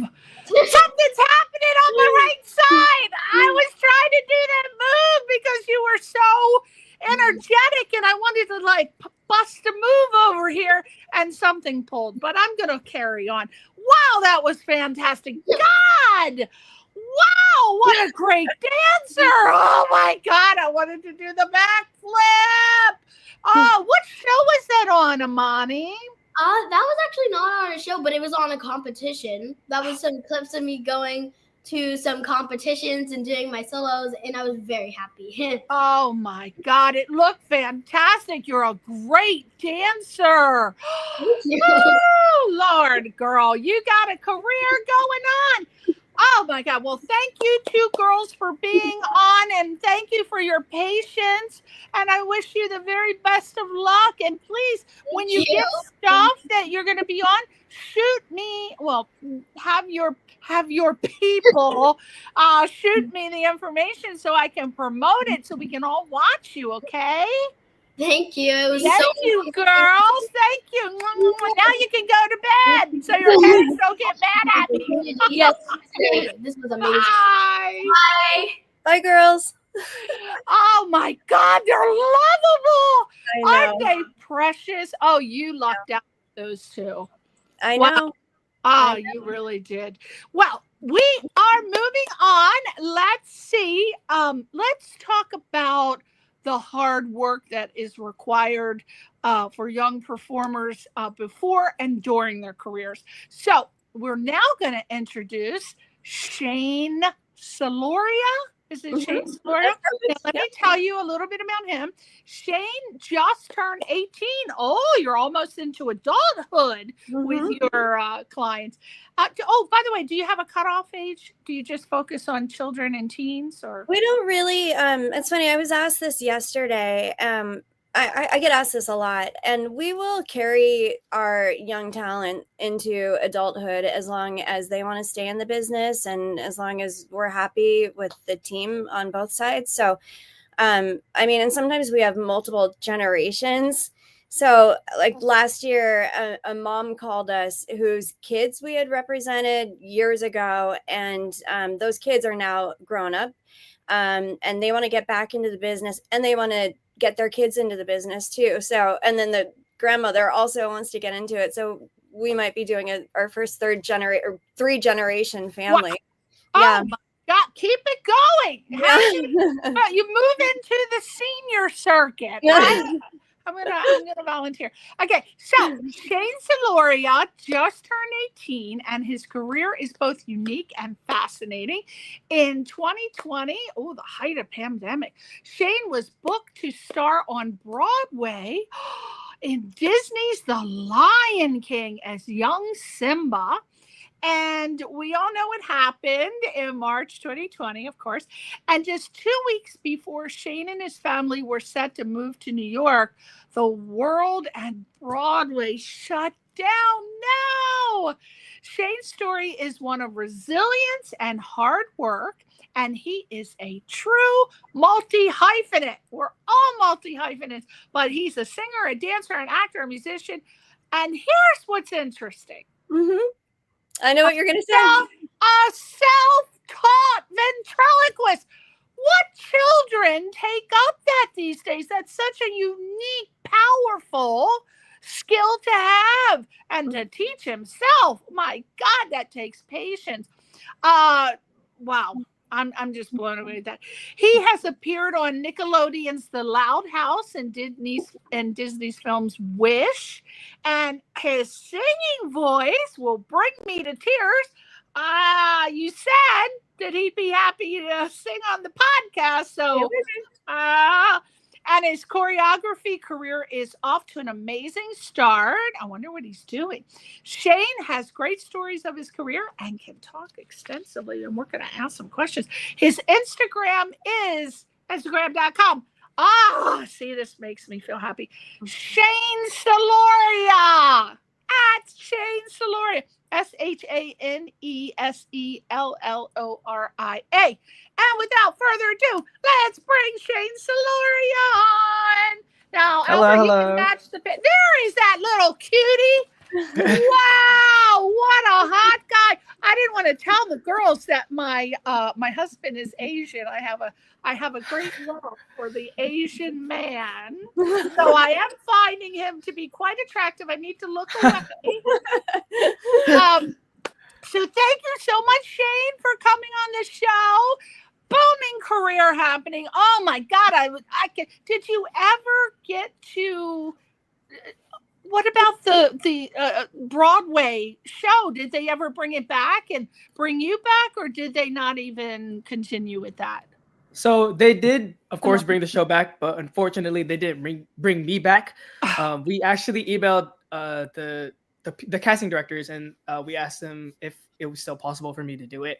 Unfortunately, they said no. I was too big, and I'd grown too much for the role. You'd grown. Yeah. Oh my God. Well, you can do it. You can. Well, maybe you might not want to do it anymore. So forget it. We're on the move thing. Shane, what are some demanding aspects of training and preparation for young performers before they start their careers? Like, what did you have to do? Like, what did your training consist of? Because you got all these skills. You got the ventriloquist, Andrew McCarthy thing popping up, and you got. Tell me what did you do? It's a lot. It's a lot of I asked my parents to sign me up for a lot of lessons. I took piano lessons when I was little. I did a lot of athletics as well. So I practiced after school for swimming and more recently dance. So it's a lot physically, but it's also a lot mentally because you have to remember all these things. There's just so much to learn, but I was able to work hard and get through it all. Is that because you really have a great passion for being an entertainer? And if so, I don't want to lock you into a 1, 2, 3, but what's the first love, the second love, and the third love? Well, I mean, acting, dancing, singing, acting, ventriloquist. It's hard, isn't it? It's so hard. It's so hard. I think fun. Yeah, I think right now I really have the most fun in dancing. Because it's so like I just recently got into it and started taking it seriously. So right now it's really tugging at my heartstrings right now. And what type of dancing? What do you do? Jazz? I do hip hop. Hip hop. Yeah. Wow. There's always a role for a hip hop dancer. Yep. A lot of music videos, right? Have you done a lot of music videos? I've done a couple. You like it? You like it a lot? Yeah, it's super fun. It's super cool. Just being in the environment, also just seeing the artists, and just meeting them in person, which is really cool. And who's your favorite hip hop star? Right now, I think I'll say in terms of music videos that I've done, probably Logic. Logic. Yeah. Okay. That Logic. And Shane, how do you think that young actors who are also singers and dancers and athletes, how do they balance? Because I know you must have like a rigorous schedule. How do you balance that rigorous schedule with school and in your personal life and pursuing success? Now, you are obviously drop dead gorgeous because you know my affinity for Asian men. My husband's Asian. My mother said, I knew you were going to end up marrying an Asian man because your first love was Bruce Lee. I don't know if you know who that is. Yeah. But, okay. So how do you you must have the girls you're beating off with a bat. Get the hell away from me. My career is the most important. You're beating the girls off, and then you got to go to the classes for training. How do you do it? Because you're still young. Yeah, How it's do you get that discipline? it just as you said, it's a lot of discipline. I picked up a schedule over quarantine because that's when I had like the most amount of free time, and that's when I used that time to just hone my talents and my crafts. So I just created a schedule of just like practicing on my talents, doing schoolwork, and especially having time for myself, because if I'm too stuck up on my homework or my instruments and stuff like that, I can get very, very easily burnt out, which is something that I've learned is really bad. Yeah. And did you learn how to create a schedule from your parents, or is it something within you that's innate that it comes easy? Well, I mean, it's just a bunch of trial and error because sometimes things like didn't work out. I get distracted. So of course, with guidance from my parents and just over time, I've perfected this schedule that I currently use today. Yeah. So you're currently doing acting classes, and then you're doing dance classes. And what else? What other classes? Well, I mean, mostly because school season has been really, really tough on me. I've stopped some of the lessons, but I still do regularly play the piano, play my guitar, play the drums, and sing on a daily basis. So I still keep in touch with everything. And the singing, is that hip hop? It's like it's more musical theater and like pop based. Okay. Yeah, okay. Yeah. One of my favorite, and you're too young to know who they are, but you may, because you seem very intelligent. One of my favorite hip hop groups was a girl group from the 80s called Salt and Pepper. And Cece and Nadi, you know what I'm talking about. Yo. You have good taste. Yeah. Oh my God, that was one of the favorites. I was at the club, just Salt and Pepper everywhere. They were a famous girl hip hop group back in the day. And I was wondering if you could be cast in a current music video or of any kind, whether it's musical or hip hop, who would it be and why? Let me think. I think K-pop is really, really big right now. Yeah. So I feel like that is just one of my goals. Just to like be a dancer in it, because that's just a really cool experience that I want to be in. Yeah. What's that hot group? BTS, right? Yeah, BTS. Yeah. Are they still around? I don't know. They're still around, but some of the members are in military, like the mandatory military enlistment thing for Korea. But they're coming back literally this year over the summer. So can't wait for that. They are. Yeah. Because my obsession was One Direction. Yes. And I love them. And BTS was kind of popular, I guess, during their reign. And now what is going on with you going outside the norm and teaching yourself how to be a ventriloquist? That is so cool. Why did you decide to do that? Did you always have a great love of being a ventriloquist? Well, I mean, when I taught myself this back, I was in elementary school. I was really young, so I was just very open to learning a lot of things. And I was watching America's Got Talent, and I saw Paul Zerden. He was a winner. I forgot what season. I think it was like season 10. And I was watching him. I was like, dang, that's really, really cool. Because at the time, it wasn't popular. So yeah. So I went on YouTube later that night and literally taught myself. I watched the YouTube video, and then I went into my parents' room, and I was like, hey, Mom, Dad, look at this. Isn't this really cool? It's super cool, no? Yeah. Oh my God, so you do voices. Yeah. You now can add to your resume, and you can do voiceovers. Do you do voiceovers for animated? Yes. Oh my God. Well, the most famous guy, and I can't remember his name. He was a ventriloquist. I think he won. Terry Fader? Is it Terry No, Fader? this was Oh no. as a lot. They were talking the beginning, but he's in Vegas. He has a residency in Vegas, and we went to see him. Oh my God, he was phenomenal. He was standing, and then he was in the receiving line after we saw the show, Mhm. and he started talking to me, and his mouth wasn't moving. And well, I just thought for sure it would be like Yeah, no. nothing. There was nothing, and it sounded like normal comic. I thought his name was no, it wasn't Vader. God darn it. Well, I'll be prepared next time I talk to you. But how do you find? Are you getting any gigs with the ventriloquist thing, or is that something that you can put on your skill set?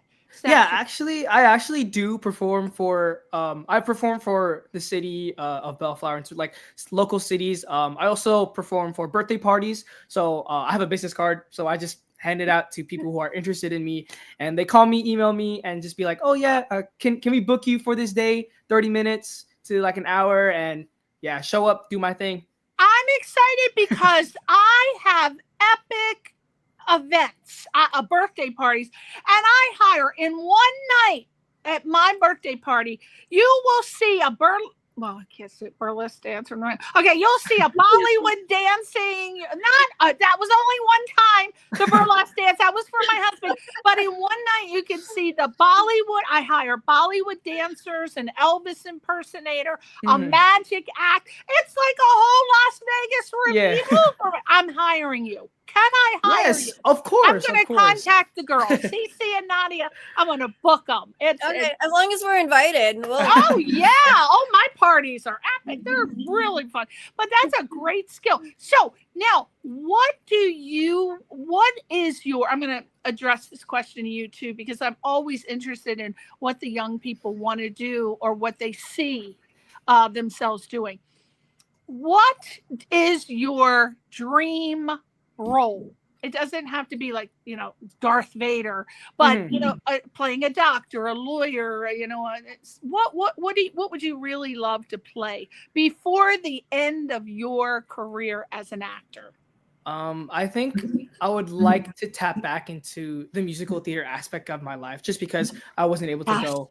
Yeah, I wasn't able to go back in 2020. So maybe a lead role on Hamilton as like Aaron Burr, or Evan Hansen on Dear Evan Hansen. Those are like my top two shows that I really have a strong connection to, and would love to be a part of that amazing cast. Yeah, one of my very good friends, Jonathan, his sister is a Broadway producer, and she was telling me how devastated. So it wasn't just you, devastated at all the people that had been cast to appear in shows in 2020, and they did not recast anybody that was cast before, because, like you said, Shane, everybody had.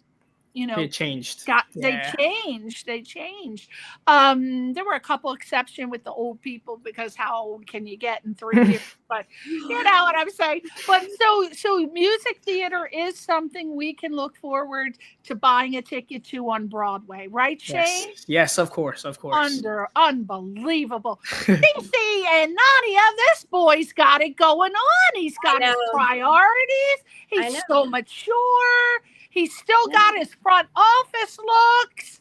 I tell you, Shane, I'm so excited to hear about your career. And I think these two ladies really have their clients' best interests. So I would stay with them for a long time.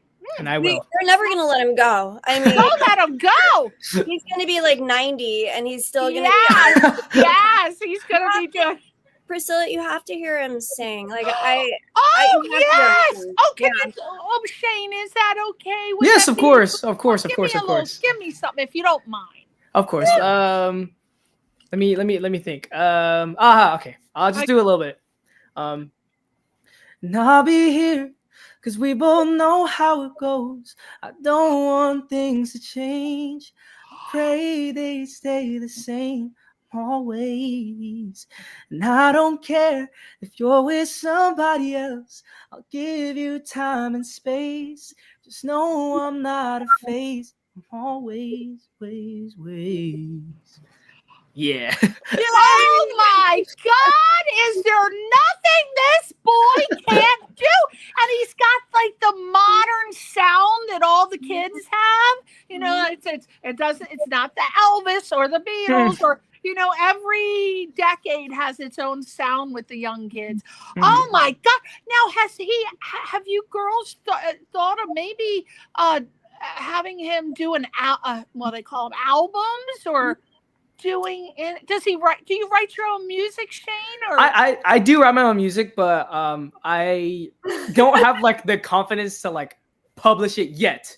So I've been in the labs. I've been working on some stuff. So I'm pushing it out soon. So we've got our people in the music industry who are very aware of Shane. Are you putting your songs on YouTube? Do you have a YouTube channel? I have a YouTube that I post covers on, but covers, right? I think recently or soon I want to start publishing like my own songs and my own works. Yes, but look how many people were discovered with doing covers. Justin Bieber, the guy who's the lead singer for Journey. YouTube is where everybody goes to look for new talent. So record all your covers. Oh, and then you can do like a dance, and do singing, do your own music video. With technology, Shane, today you can just do your own video. You can set it up, shoot it, do your own music. Oh boy! Oh, thank you, Cece and Nadia, for asking him to do that because his voice is beautiful. I'm also going to be hiring him to sing at my party. Yeah, he has to sing at my party. So, I'm going to have to pay him a lot of money. He has so many skills. Every year, I'm going to hire him for a different act. Oh my God. Well, thank you, Shane, so much, darling, for coming on. Thank you so much. It was a pleasure being on here. Truly gifted. You are amazing. And I'm sure everybody tells you that. But you know how it is in the business. I mean it. And I'm sincere. I can't wait to watch you again. God bless. Of course. Thank you so much. Thank you, everyone. Bye, Shane. Bye-bye. Bye-bye. Bye-bye. Wow, God. You girls have some amazing talent. I don't even know. Woo! My God. All right, let's move on to this other one. Ooh, Orion. Is it Orion Tran? Now, I know from a previous Vietnamese boyfriend that Tran is a Vietnamese name. I'm looking forward to another Asian. Keep them coming. He's a little young for you, though. God darn it. Okay. Orion Tran, he's 10. Oh, yeah. I have to wait 6 years. No. 10-year-old Orion Tran is currently starring as Little Ewan in Pixar's highly acclaimed series Win or Lose. Oh, that's so exciting. Now on Disney Plus, and Orion is also starring in the film Forever is a Delicate Thing. Oh, it so is, isn't it? Due out in 2026. He's also had 2 upcoming Netflix series that he won't be able to discuss in detail. He's another NDA. You got all the NDAs over there. Orion would love to talk about his unique experiences working with Pixar. That I want to hear. His emotional work on Forever is a Delicate Thing. Ooh, emotional work. I want to hear that. And working with his little brother. Is it Kaizen on the film Little Bird, while his family protects his privacy and keeps him safe. Thank God for that. Okay, without further ado, let's bring that little cutie patootie Orion Tran on. Where are you, Orion? Oh my God! He looks like my husband when he was little. Oh, he does. He's so cute. How are you? Hi, Priscilla. Nice to see Oh you. my gosh. Hello. Oh, thank you so much for coming on my show. I know it's probably a little getting close to your bedtime. Now, I want to talk about those things that we just discussed. First of all, how's your little brother? Kaizen. Kaizen. Where is he? Oh my, there he is. Oh my God. Now, hey girls, there's another gorgeous little boy. We got to sign him up too. Oh, he's signed. Yep. Oh, he's signed too? Kaizen. Oh my gosh. Now, since you two are working together more or less with Nadia and Cece, what do you think is so cool about working with your brother? Because most siblings, they don't want to be anywhere near their brothers and sisters. So what do you think is the secret? I don't know. We just get together, we like talk things out, and it's really fun to be with him on set because I just like know someone on set that I have a good relationship with and that I can be on screen with. And yeah, he's a really nice kid. Oh, he is. How old is he? Oh my God, it's melting your heart over here, Nadia. Oh my God, he's so good. So, how old is he? Maybe 7? 6, yeah, he's 7? 7. He's 7 years old. I am so good at this.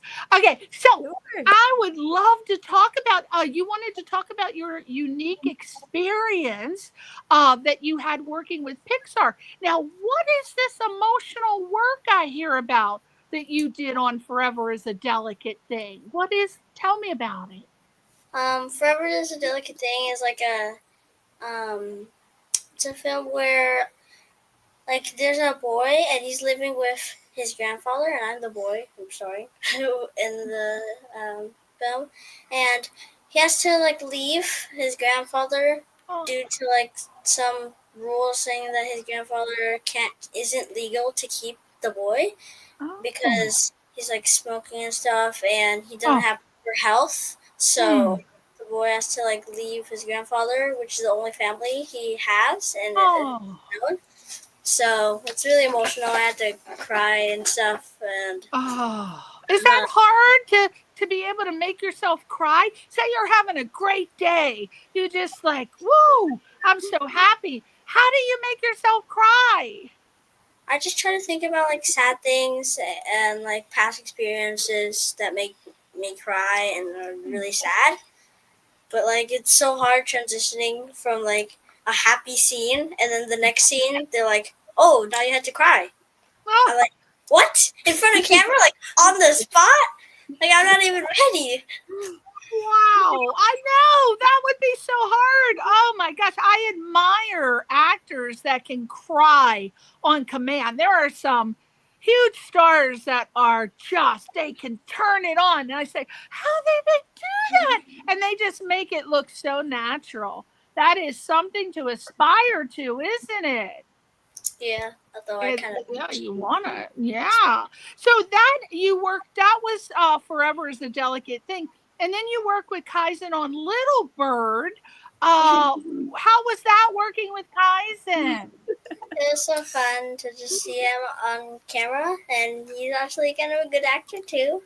He played his part, and it was really fun working with him because I don't usually get to do stuff with him. It's more like one-on-one with me and my mom, and I don't usually get to like see him on set. I'm usually away from him for a while, and I have to like call or something, or just when I get back. And sometimes I miss him, but on that experience, I got to work with him, and it was so fun. Kaizen, how did you like working with Orion? How'd you like that? Was that fun? Pretty good. Pretty good. Pretty good. Oh, I love it. Now, what do you love about acting? Do you really like that? I got to like spill a ball. That's great. You like that. Isn't it so much fun learning things and being on the set, and you get to be somebody else, and how cool is that, right? And then you got your brother over here, and he keeps you safe, and you can ask him questions. You can have lunch together at craft services. But don't go around craft services too much because you'll get fat like me. Stay away from the craft services. So what exciting things do you have that Now you can't say because what I think you're an NBA too. Yeah, you got NDAs. What exciting projects do you have in your future, Orion and Kaizen, that you're looking forward to doing without mentioning the title? What character is exciting to play? Do you want him to maybe talk about Win or Lose? Because that's already out. Oh, Win or Lose! Yes. What is Win or Lose again? Yes. It's like, is that on now? Yep. Yeah. What's that about, Orion? Tell me about it. It's about a baseball team or a softball team, and they have to like work together to overcome like many problems that each one faces, and they each have like a different unique quality that's like unhuman, like unhumanish. I don't know, but like they have like one I can't play the character that has that is the inner voice of another character. Ah, like the movie Inside Out, right? Yeah. Oh. Like inside Riley. I'm kind of like inside yeah. And I'm just like a little kid that's like the true self that's hiding inside the thick outer shell. Yeah. I think, do you like doing voiceovers? I would, if I were an actor, I'd love doing voiceovers more than being on the set. Do you like doing the voiceovers? Yeah, I like doing the voiceovers better. I don't have to show my face, and it's like one less thing to keep track of, and it's still acting. Like I can still get into that character, and I can still like show stuff with my voice. So yeah, I like it better. Oh, I would too. Oh, if I were an actor, I'd only want to do voiceovers. Oh my God. And you can wear like pajamas going to do your voice. You don't have to fix your hair. You don't have to do anything except do your voiceover. That's exciting. I'm very excited. Cece and Nadia, what do you foresee Orion and his brother doing? What plans do you have for them? Well, I mean, we're still kind of riding this wave. His character on Win or Lose, Little Ewan, is like such a fan favorite. I mean, there's still to this day, there are videos of Orion and Little Ewan going completely viral. And, everybody really kind of personally identifies with the inner voice.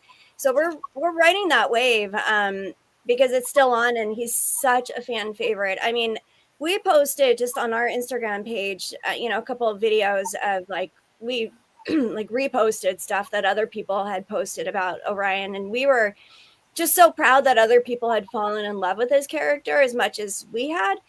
And we reposted, and these videos have gotten completely viral. Wow. And it's because people really identify with the character that Orion and Pixar created, and just the soft, sensitive, sweet inner voice, with the tough, kind of egotistical exterior, So I know he's got a huge voiceover career ahead of him, and Orion works so much. I mean, he's got Forever is a Delicate Thing coming out, and I was fortunate. I got to go to the premiere with both Orion and Kaizen for Little Bird. That was a lot of fun seeing them and supporting both of them with that whole endeavor. And I visited Orion on set with Forever is a Delicate Thing, and I was completely blown away by his performance and that. So there's so much. I mean, he's very much, on the radar of so many people now and moving forward with it. So his agents love him. Everybody loves him. Well, I tell you that you, Orion, and you and your brother are a tag team. They are tag team. So I look so forward to seeing the projects. As a matter of fact, when we're, oh my God, he's so good. When we finish this interview, I'm going to go look the Win or Lose up. Yeah. It's on. Was it on Netflix or on Disney Plus? It's on Disney. Damn, we just canceled that subscription. Oh, you need to get Actually, we have so many of them. There's like okay, which one can we get rid of? Disney Plus. I think that they started running some of the episodes on YouTube also. Okay. The whole team at Pixar was really instrumental in trying to make it really accessible to people. You know, I personally, with Orion's performance and that, we're submitting him for Emmys and all the voiceover awards because it really was like his performance brought me to tears. We were very fortunate. Pixar sent us a couple of the episodes earlier than they aired, and Orion was flown up to Pixar up in San Francisco and got to do the whole well, Orion can talk about that, but his performance in that was like spellbinding. So I think he's at the very least going to be nominated for a bunch of awards for that too. Go ahead, Orion. Wow. Are you excited about pursuing a career as an actor?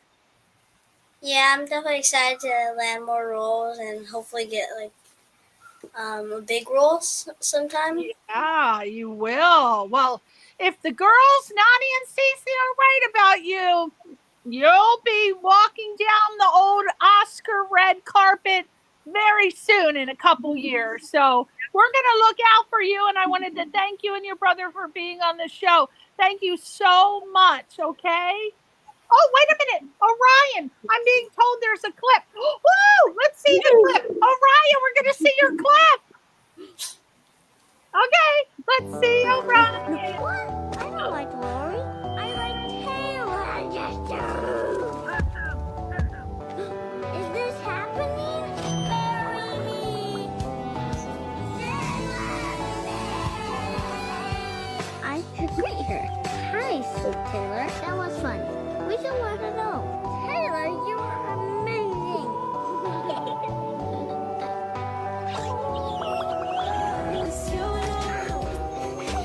I'm lucky to have her. I like Taylor. Is this happening? Marry me. Girl, you know that you love me. Do you want to go out or what?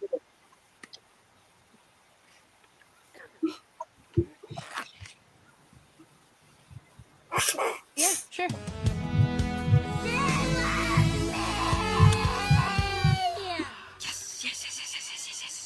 Awesome. I think that's my bag. It's okay. Oh my God, how does it feel seeing yourself, Orion? Doing that character, does that make you feel weird seeing it, or you're like, yes, I love that I booked that part. Yes. I kind of feel both because I'm just like, yeah, I see myself on like this big role on Disney Plus on Pixar and Hulu's, and it's so cool. And then at the same time, I'm like, okay. Yeah, we all look at ourselves with a discerning eye. But that was fantastic. I look forward to seeing you. Thank you, boys, for being on the show. Go to bed now because you got to get up for school. We'll see you. Thank you, Orion and Kaizen. Bye, guys. Bye. Oh, my God. They're just so precious. Oh, they love each other so much, don't they? Oh, my God. Well, we're down to the last two. And that is, we're going to introduce Brady Landon. And Brady is a 12-year-old honor student. Oh my God, honor student. And he is an athlete and an actor and is about to launch his brand.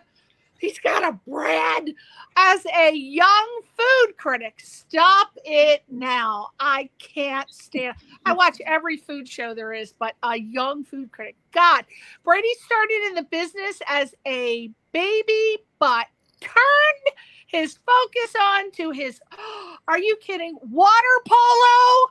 Water polo. I love water polo. I watch it at the Olympics.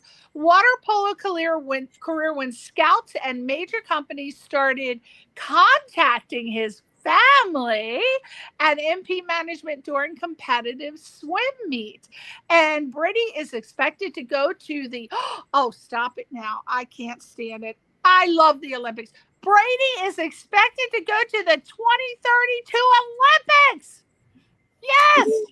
And currently appears in the upcoming film, The Origin, and serves as the young spokesperson for San Francisco's restaurant. That's my jam. Brady's life experiences are diverse and allow his space to become a whole child. What? And one whose life depends on his career, and not one. Not one. Yes, not one. First of all, what is going on? 2032? Yeah. 2030. What are you going to do in the Olympics? What's your goal? What sport? Polo? Water polo? Water polo and to win.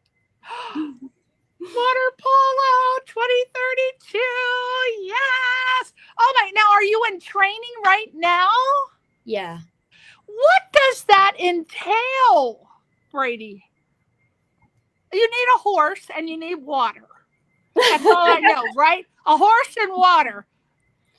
It's basically like soccer and volleyball, but like in the water. It's 2 nets on the other side of the courts, and you have to grab the ball and shoot it to the other, and make it into the other goal. Yeah, I watch a water polo, and I'm like, what are they doing in there?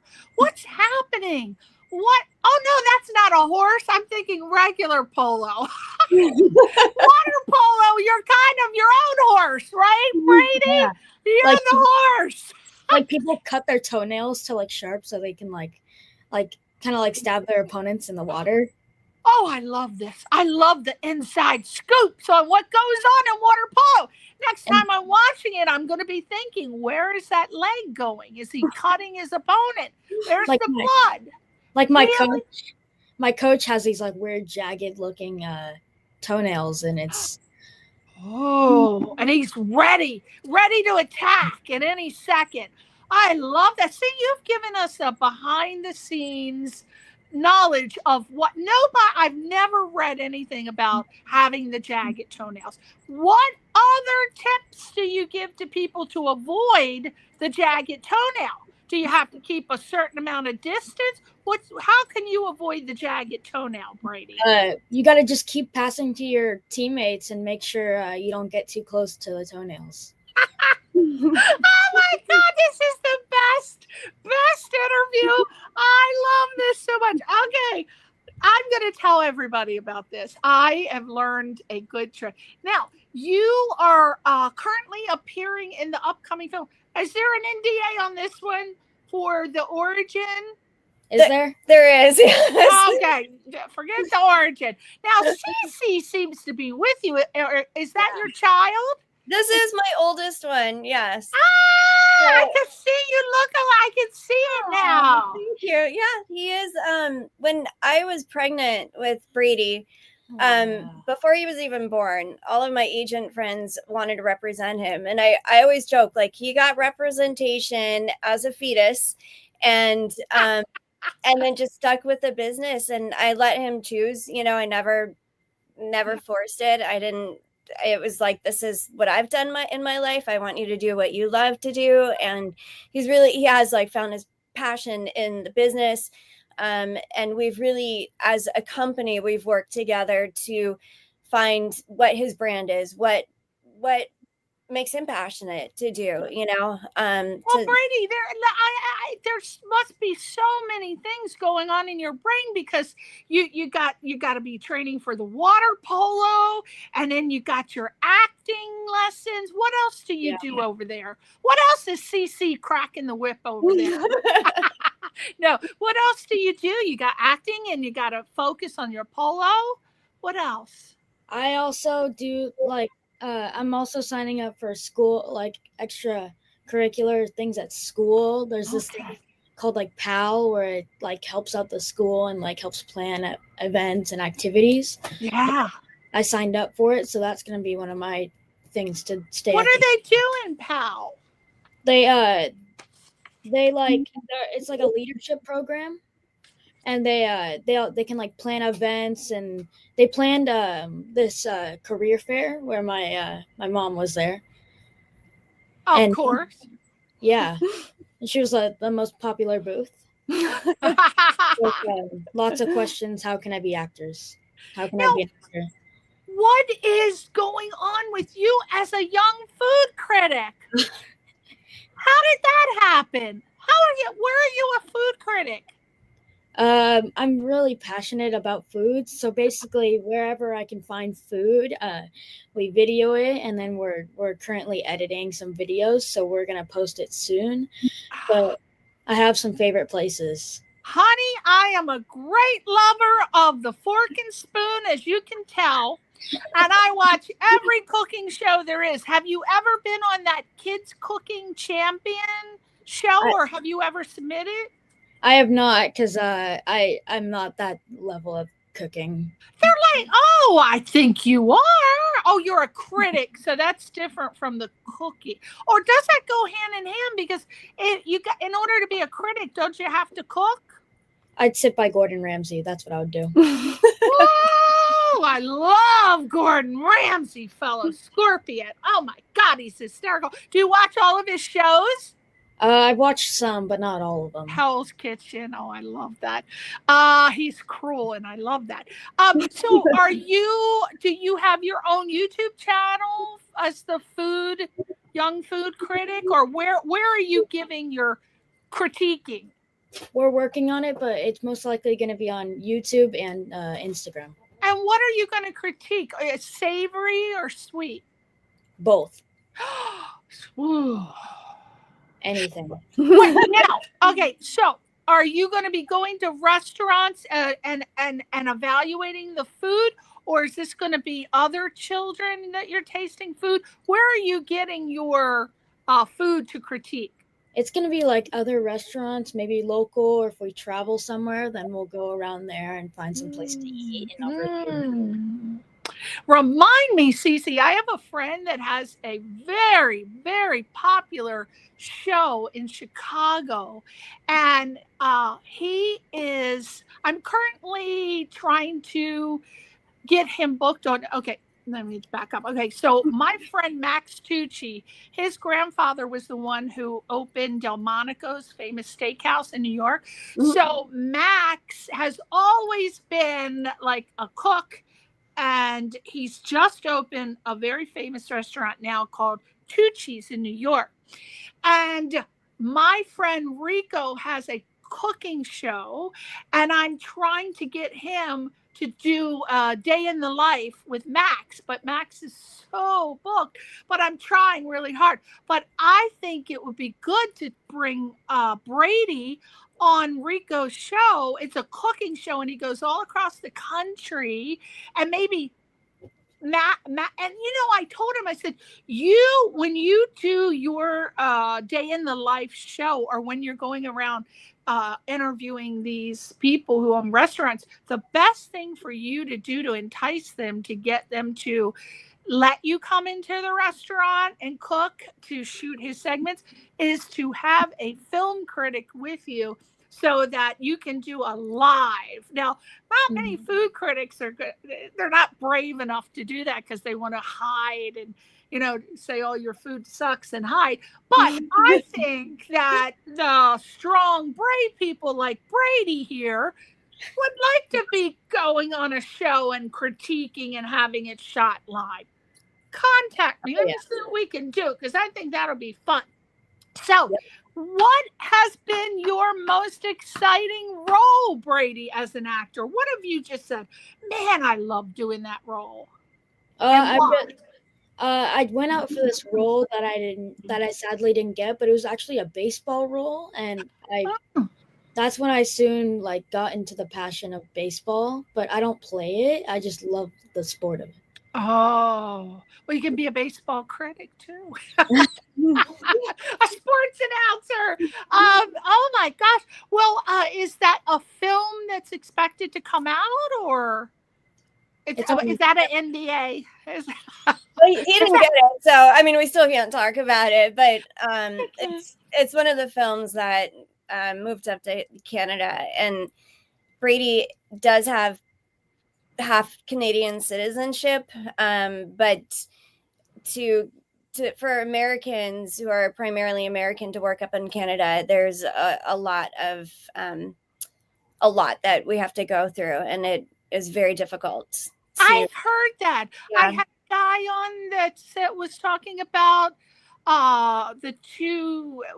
What Cece? What is it with the contracts? Is there a dispute with the Canadian?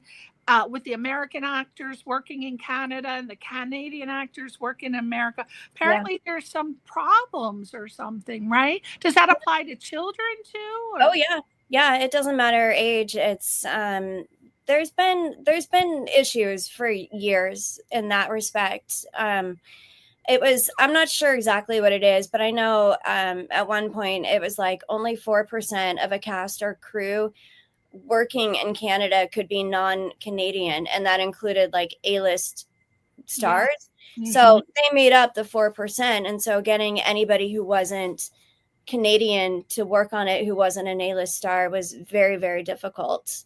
So Canada's very protective of the work that goes on up there. Yeah, they really are. Brady, you're rocking that hair. I can't stop it. I want that hair. I want to scalp you right now. Beautiful hair. But I wanted to ask, talking about Canada, Cece, have you submitted your clients to this new project? It's a Star Wars, or is it Star Wars or Star Trek? Star Trek. Okay, so Star Trek they're about to shoot a new television series in Canada. I don't know if I gave that away because that was told in private. Well, look it up. I don't know. I heard it somewhere. Well, a couple of my casting director friends said that they're like Star Trek Discovery, Star Trek Enterprise. I don't remember what Albert, do you know the name? It's Star Trek.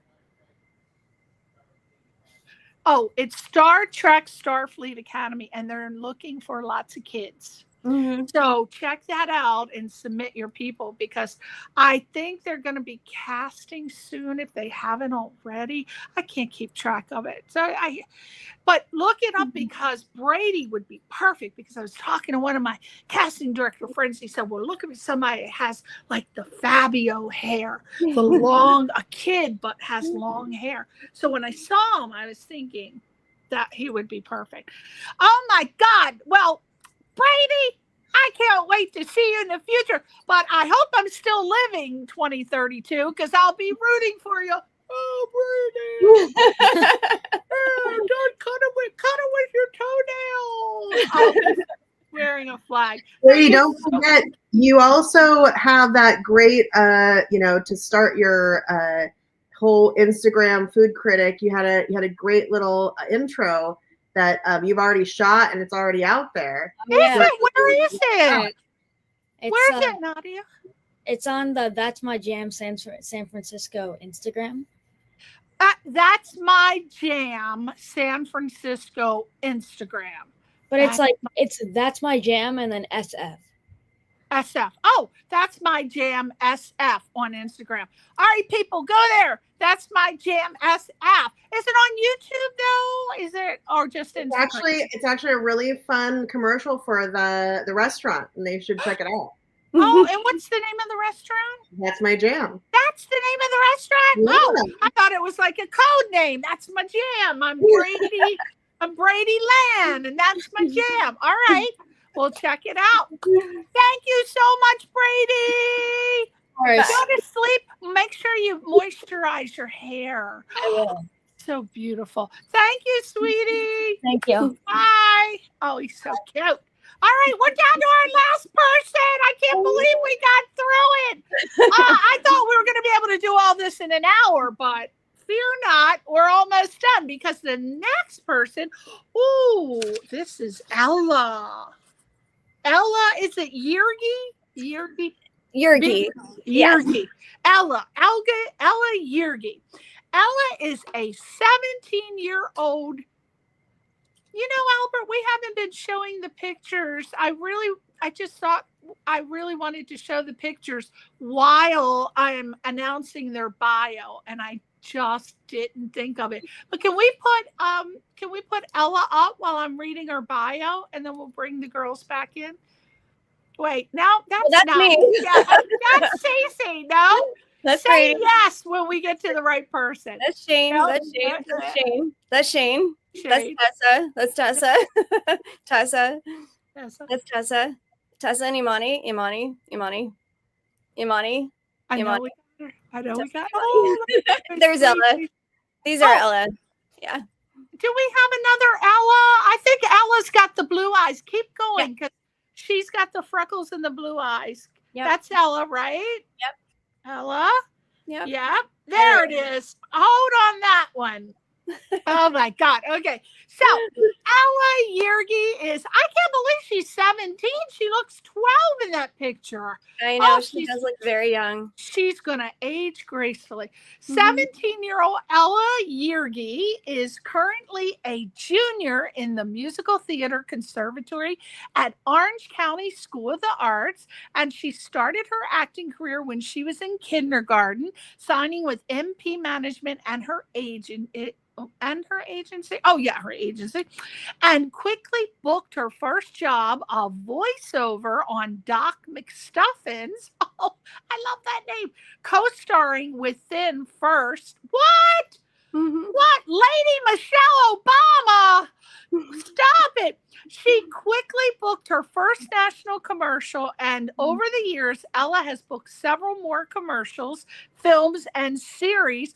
The Mentalist. Oh, I love that show. While pursuing her professional acting career, she is also devoted to her passion of musical theater, singing, acting, and dancing in 26 musicals over the past 10 years here we come, as she prepares for her Broadway, debut.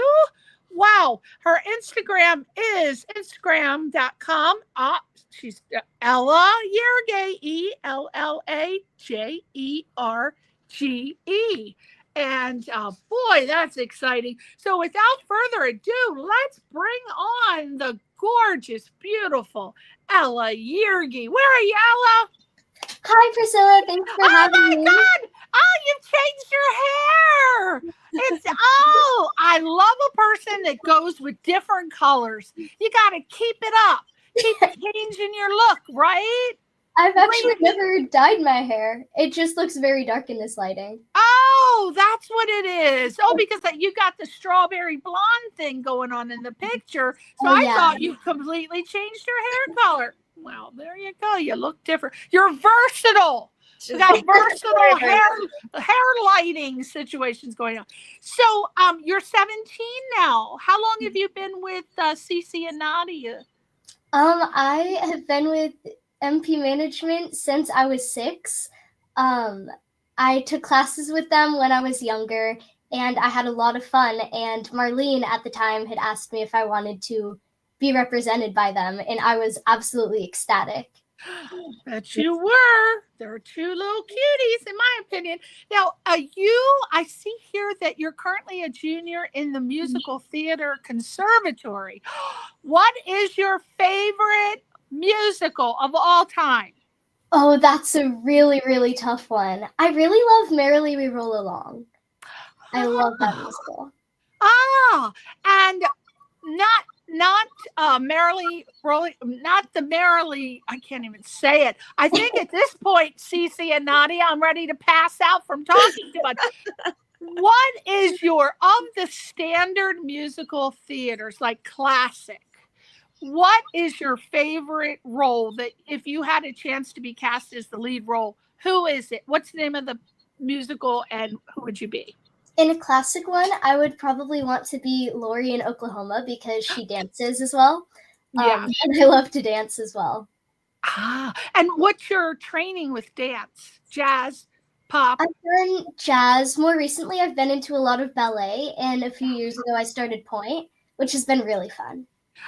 Are you watching that new show called what is it in French for star? Alouette?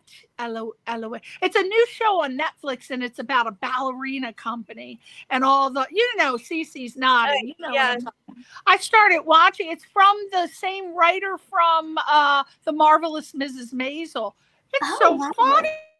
It's all about ballerina and the world behind the scenes of being a dancer. You need to check it out. How's it spelled, Cece? Eliote, Eloise. It's French for star ballerina. But check it out. I think you'll like it. And so you started your acting career when you were in kindergarten. Yes. How did that come to be? Did you just wake up one morning in kindergarten and say, I want to be an actor? What was happening? Well, I've always been very energetic and very talkative. And I remember my mom tells this story all the time. I was 5 or 6 and I was watching a gymnastics show. And I kept pointing at the TV and saying, Mommy, I want to do that. And she's like, okay, we'll put you in gymnastics. And I was like, no, Mom, I want to do that. She's like, what? And I went, I want to be on TV. And she was like, you know what? I'll sign you up for an acting class. And what was how old were you, and what was the acting class? What did it consist of? Like, were you a tree? Like in Acting 101, they usually have you do more animals, or you're a tree or a leaf or water. Do you remember? My first acting class was Cece and Marlene's class, actually. And we did a lot of things like learning how to read commercials and how to walk into an audition and do a cold read. But my favorite thing that I've always loved was doing improv. I have loved improv so much. What? And do they have improv classes for children? Yes. They have for adults. Really? For children? Where do you go for? They're incorporated into a lot of acting classes as like a skill that people use when they go into auditions, because it's really important to be able to think on your feet. Yeah. Those cold readings. Now, your first voiceover job, did you, because you do musical theater and you're acting, voiceover is kind of the same, but there are different variations to being a voiceover actor. What have you learned from being a voiceover actor that's different than, say, doing musical theater? I've learned that you get a lot of like different tries and different takes, because a lot of voiceover scenes happen to be shorter. I don't know if it's just because they're for cartoons or for video games, but you get to really experiment with like saying the lines differently and trying it new ways. Is that you? Are you talking about you have the script, you're at home, you're going to try it different ways and submit all of them? Or do they give you instructions? Hey, I want you to do it this way, that way, this way. Usually it's mostly me experimenting at home and then sending the clips to the management or the agents, and then them sending in the one they like the best, or getting feedback. And sometimes I'm able to submit multiple takes. Oh, is that what you and Cece and Nadia, that's what you do? Yes. What, you get her clips and then you submit the ones. Oh my God, that's exciting. Now, oh my God, what is going on with Lady Michelle Obama? I want to hear everything. How did that happen? It really, the show, the episode was Doc McStuffin had won like an award and she got to go to the White House, and First Lady Michelle Obama was taking all the kids there on a tour of the house. Oh my God. What did you think? Had you known anything about Lady Michelle Obama before meeting her? Or were you prepped? Did your mother say, okay, don't do that, don't do this, do that, do this? Because I would have been grilled if I were going to the White House. I kind of just worked like it was a normal job because we recorded separately. So it was very, very professional. Very professional. You seem like a very professional person. Like you got it going on. You know where you want to go. You know what you want to do. So I think you got it. I think you have a very long career and you're going to focus on business, because let me tell you, a lot of people just want to focus on the creative, artistic aspect of being an actor, but I think you clearly understand that you are an entrepreneur and you need to be the sales department, accounts receivable, accounts payable, marketing, PR when you grow up. Of course, not now, because I imagine, you know, your parents do that for you. But I think that you're going to do very well with keeping your career on track, which is very important. You're not going to end up broke in the unemployment line from not knowing how to manage your business. Now, you booked your first national commercial. What was it? And what did you love about it? It was a Walmart commercial, and it was such a fun experience. I got to drive a little Hello Kitty car across a stage, but it actually, that experience reminds me of a Boom Chicka Pop commercial I did, which was also super fun. Basically, the concept of the commercial was, what would the world be like without popcorn? And it was like an exaggerated birthday party where the theme was popcorn. So they had a popcorn piñata that dumped popcorn on us, and they had a bounce house filled all the way to the top just with all different flavors of popcorn. Oh my God. So fun. Did you get to get in it? Did you get to get in the popcorn and shove it in your mouth? Absolutely. It's like when you have a dream of like swimming in a pool of gummy bears. Yeah. And stuff like that. It was like literally a dream. It was awesome. Oh my God. For me, it would be Jell-O, red and green Jell-O. But I see where you're going with it. Oh, I hear you, girl.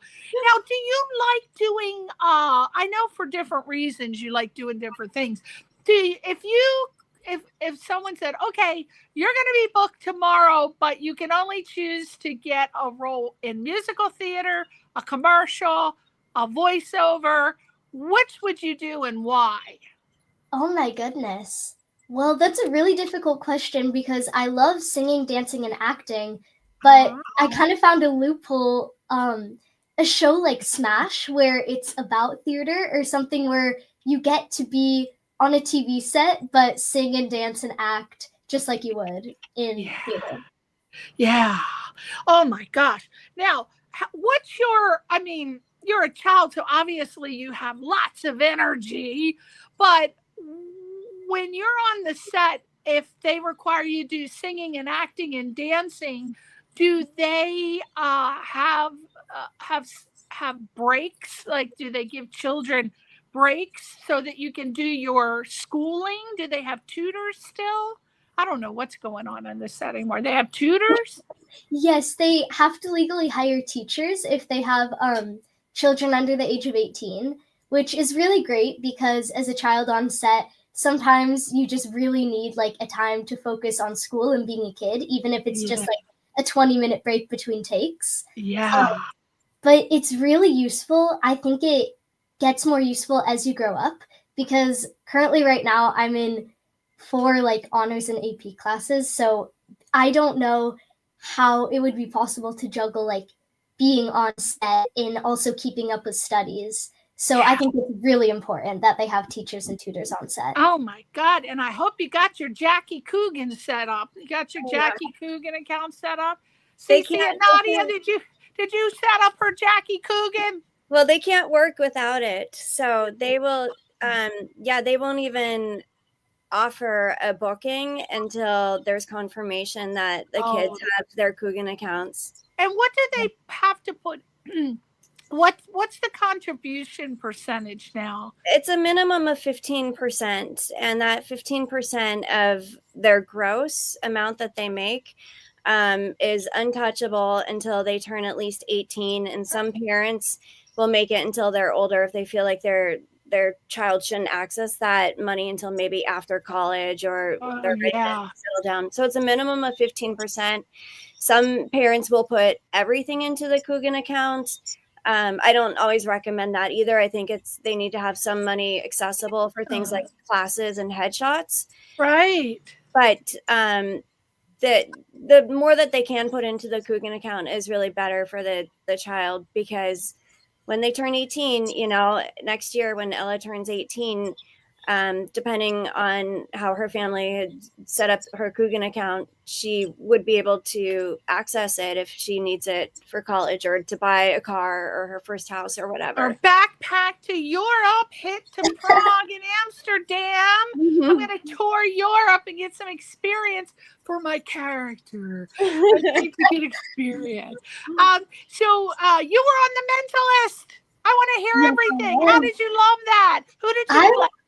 I loved it. I was in the last episode, the wedding episode. I was the leading lady's niece who came in town for the wedding. And it was such a fun experience. I remember in the closing scene, I learned a very, very important lesson. We had done the take a few times, and basically my job was to run and jump into the leading man's arms, and he would spin me around as a celebration after the wedding. And we'd done the scene a couple times, but they kept having us redo it. And in my head, I think I was like 7 or 8. I was like, oh my gosh, I must be doing something wrong. So I decided that for one take, they must want me to look right into the camera and smile. And so that's what I did. And it was really funny. It could have been a lot worse, but everyone started laughing, thinking not to do it. But it was just a really supportive set in a supportive environment. Well, you gotta try it. How do you know if you didn't try it? Trial and error. You did the right thing. I think my friend Mary Lou Bell, I directed a couple episodes of The Mentalist, and she said it was a wonderful experience. Everybody was so great to work with. She said it was a very fun environment. Did you find that to be the case, Ella? Absolutely, yes. Yeah. Now, what is your favorite show right now on TV, and the one that you're hoping that Cece and Nadia are pitching you day and night, 24 hours a day to get you on that show? Oh my gosh. I don't think it's possible, but I really love Dairy Girls. It's hilarious. Whoa, are you talking about the Irish show? Absolutely, I am. Oh my God, that's my favorite show of all time right now from Ireland, because I'm Irish and English. I've watched that like 3 times. I can't believe you're so young. I did not even think you would know about the Dairy Girls. Are they reprising that here? Are they making an American version? I hope so. Now, what character, Ella, would you want to be in the Dairy Girls? I have my favorite. Let's see. Oh my gosh. They're all such great characters, aren't they? They are. Oh. I love Sister Michael, and I love Michelle. Michelle. Oh, yes, yes, yes. I remember how they picked on that poor boy. Oh, my God. Oh, well, that's a whole nother kind. But, I'm just so happy you mentioned the Dairy Girls. I love that. Do you watch a lot of foreign TV? I prefer to watch foreign TV. My mom loves it, so yes. Yes. I would prefer watching foreign television. I mean, I, of course, have my Chicago's, Law and Order, and my FBI, which are my standard. And, of course, I'm obsessed with all the 90 Day Fiancés. Like, I can't get away from it. But if I have to watch television, I prefer to watch foreign television. But oh my God, you made me so happy telling me about the Dairy Girls. I'm gonna go watch it now, Ella, after the interview. There's so many fun shows. What do you hope at the end of your career that the dream role that you would love to do?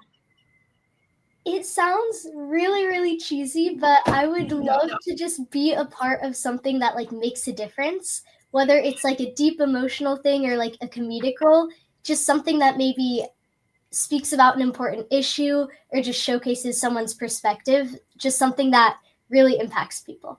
Yeah, like you're probably too young, but I'm sure you've heard of Erin Brockovich, but something pivotal, a strong woman, making her mark in the world. I think that's where I see it all. Cece and Nani, I'm seeing an Oscar here for Ella doing a strong female role. I agree. I saw Ella recently. She did a production of Ordinary Day, and It was like one of my favorite nights in the past several years. I just loved, she sang and she acted in it, and her comedic timing was so impeccable, and her voice was gorgeous. Like, I laughed and I cried like the whole time. And I at that moment I was like, I know she's bound for Broadway and amazing things after that. But I mean, Ella's been a part of my life for so long. When I met her in kindergarten, and I've known her throughout elementary school, and she's kind of like the big sister to my sons, and you know, through middle school and high school. I just know like she's absolutely going to make a big difference in what she does, and I could 100% see her in like an Erin Brockovich. But are you going to send her off to Broadway? What happens when she gets called by the Broadway gods? I will be there on opening night. That's true. Oh my gosh. Yeah. Yeah. She's an amazing tap dancer too. She didn't mention the tap dancing, but oh, stop it. Yeah, she's got I know. She's got a dance reel that is like so fun to watch, and it's her with doing ballet, and then she's tapping in it too. And you know, where just can we see this? Is she on YouTube? Where can we see her footage? Where's the footage? Well, I think we have it on the MP Management Instagram page. If we don't, we're gonna put it up this week. It's so good. She's so good. I want to send it to me. I will. She sings. She plays guitar. Yeah. You better stop it now, Ella. What is it, girl? You are superhuman. You play guitar, electrical or acoustic? I've played a little bit of electric, mostly for fun, but I love playing acoustic and I love singing with my guitar as well. And what type of music do you like to play on the acoustic guitar? I love playing classics. My favorite song to play is Landslide. I'm trying to get more into Beatles, and then actually last night I was working on American Pie just on a whim because I love that song.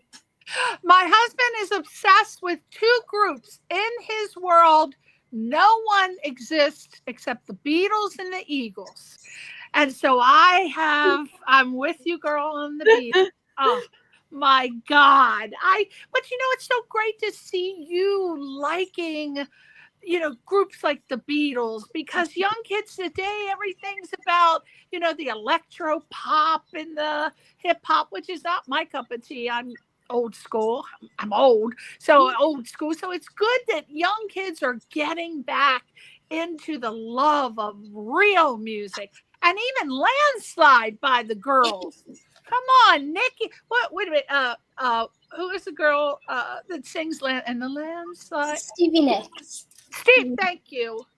She has threatened me by stealing my Harry Styles, Ella. I am obsessed with One Direction and Harry Styles, but you might be too young to know who they are. But yes, she is amazing. Oh, I get so excited, Cece and Nadia, about seeing a young girl like this. This makes me have hope that the young people are still going to carry on the traditional music that is real music, that actually uses a guitar. Yeah. I mean, so much music these days, Ella, they don't even play the guitar. It's just all electric pop and AI sounds. Ella's version of Landslide, like Ella probably doesn't know. She knows I've seen a video that she did where she's playing guitar and she's singing Landslide. But what Ella doesn't know is that even after we submitted that for an audition, for weeks later, I would just watch that like at night. If I just like, you know, I wanted to listen to good music and I was like, what do I need? And I'm like, oh, it's Ella's version of Landslide. It's so good. It's not on YouTube? It's you know, not. I don't think we weren't allowed to post it. I have to see what project it was, but Send it to me for my private collection. But you know what I'm going to ask you, Ella? Can you just give me one verse? Yeah. And the Landslide. Yeah. Guessing. Come on, give me something, girl. My dad's bringing my guitar right now. Oh my God! Look, Dad is right there. All right. Yay! Saw my reflection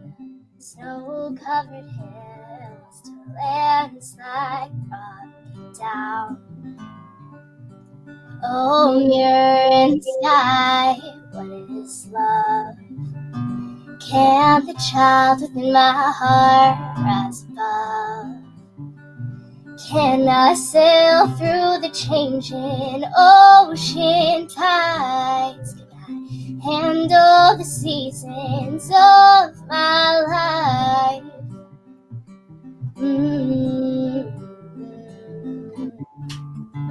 Well, I've been afraid of changing 'cause I built my life around you. Oh, my guitar's going out of tune. Oh, that's all right. Yes. Oh my God, that was so beautiful. Oh, you were right, Cece and Nadia. This one, take it away, girl. But send me that link, okay? Because I really want to hear it. I'd like to hear her Beatles stuff too. Talk about you in third person, Ella. Well, thank you so much for coming on the show. Thank you. I wish you the most success ever, which I think is going to happen. And thank you, Miss Cece and Miss Nadia Witt. And we can find them on Instagram. Cece, give me your Instagram handle. Cece Klein. That's it. At Cece and Nadia. And I think the MP management is the one that we should definitely post up there. You got that one, right? Yeah. S is in Sam. SMP management _MPM _official. But I think if you just put, isn't there an S in front of them? No. It's just where the hell did that S come from? I don't know. I thought you were throwing new letters. MP management on Instagram, and we can find you. Thank you, girls, for coming on. I wish you the best. Oh my God, thank you. Keep in touch. Send me stuff so I can post it. We will. We'll send you tons of stuff. Bye, Ella. Bye, Cece. Thank you so much. Thank you. Thank you for having us, Christine. It was so much fun.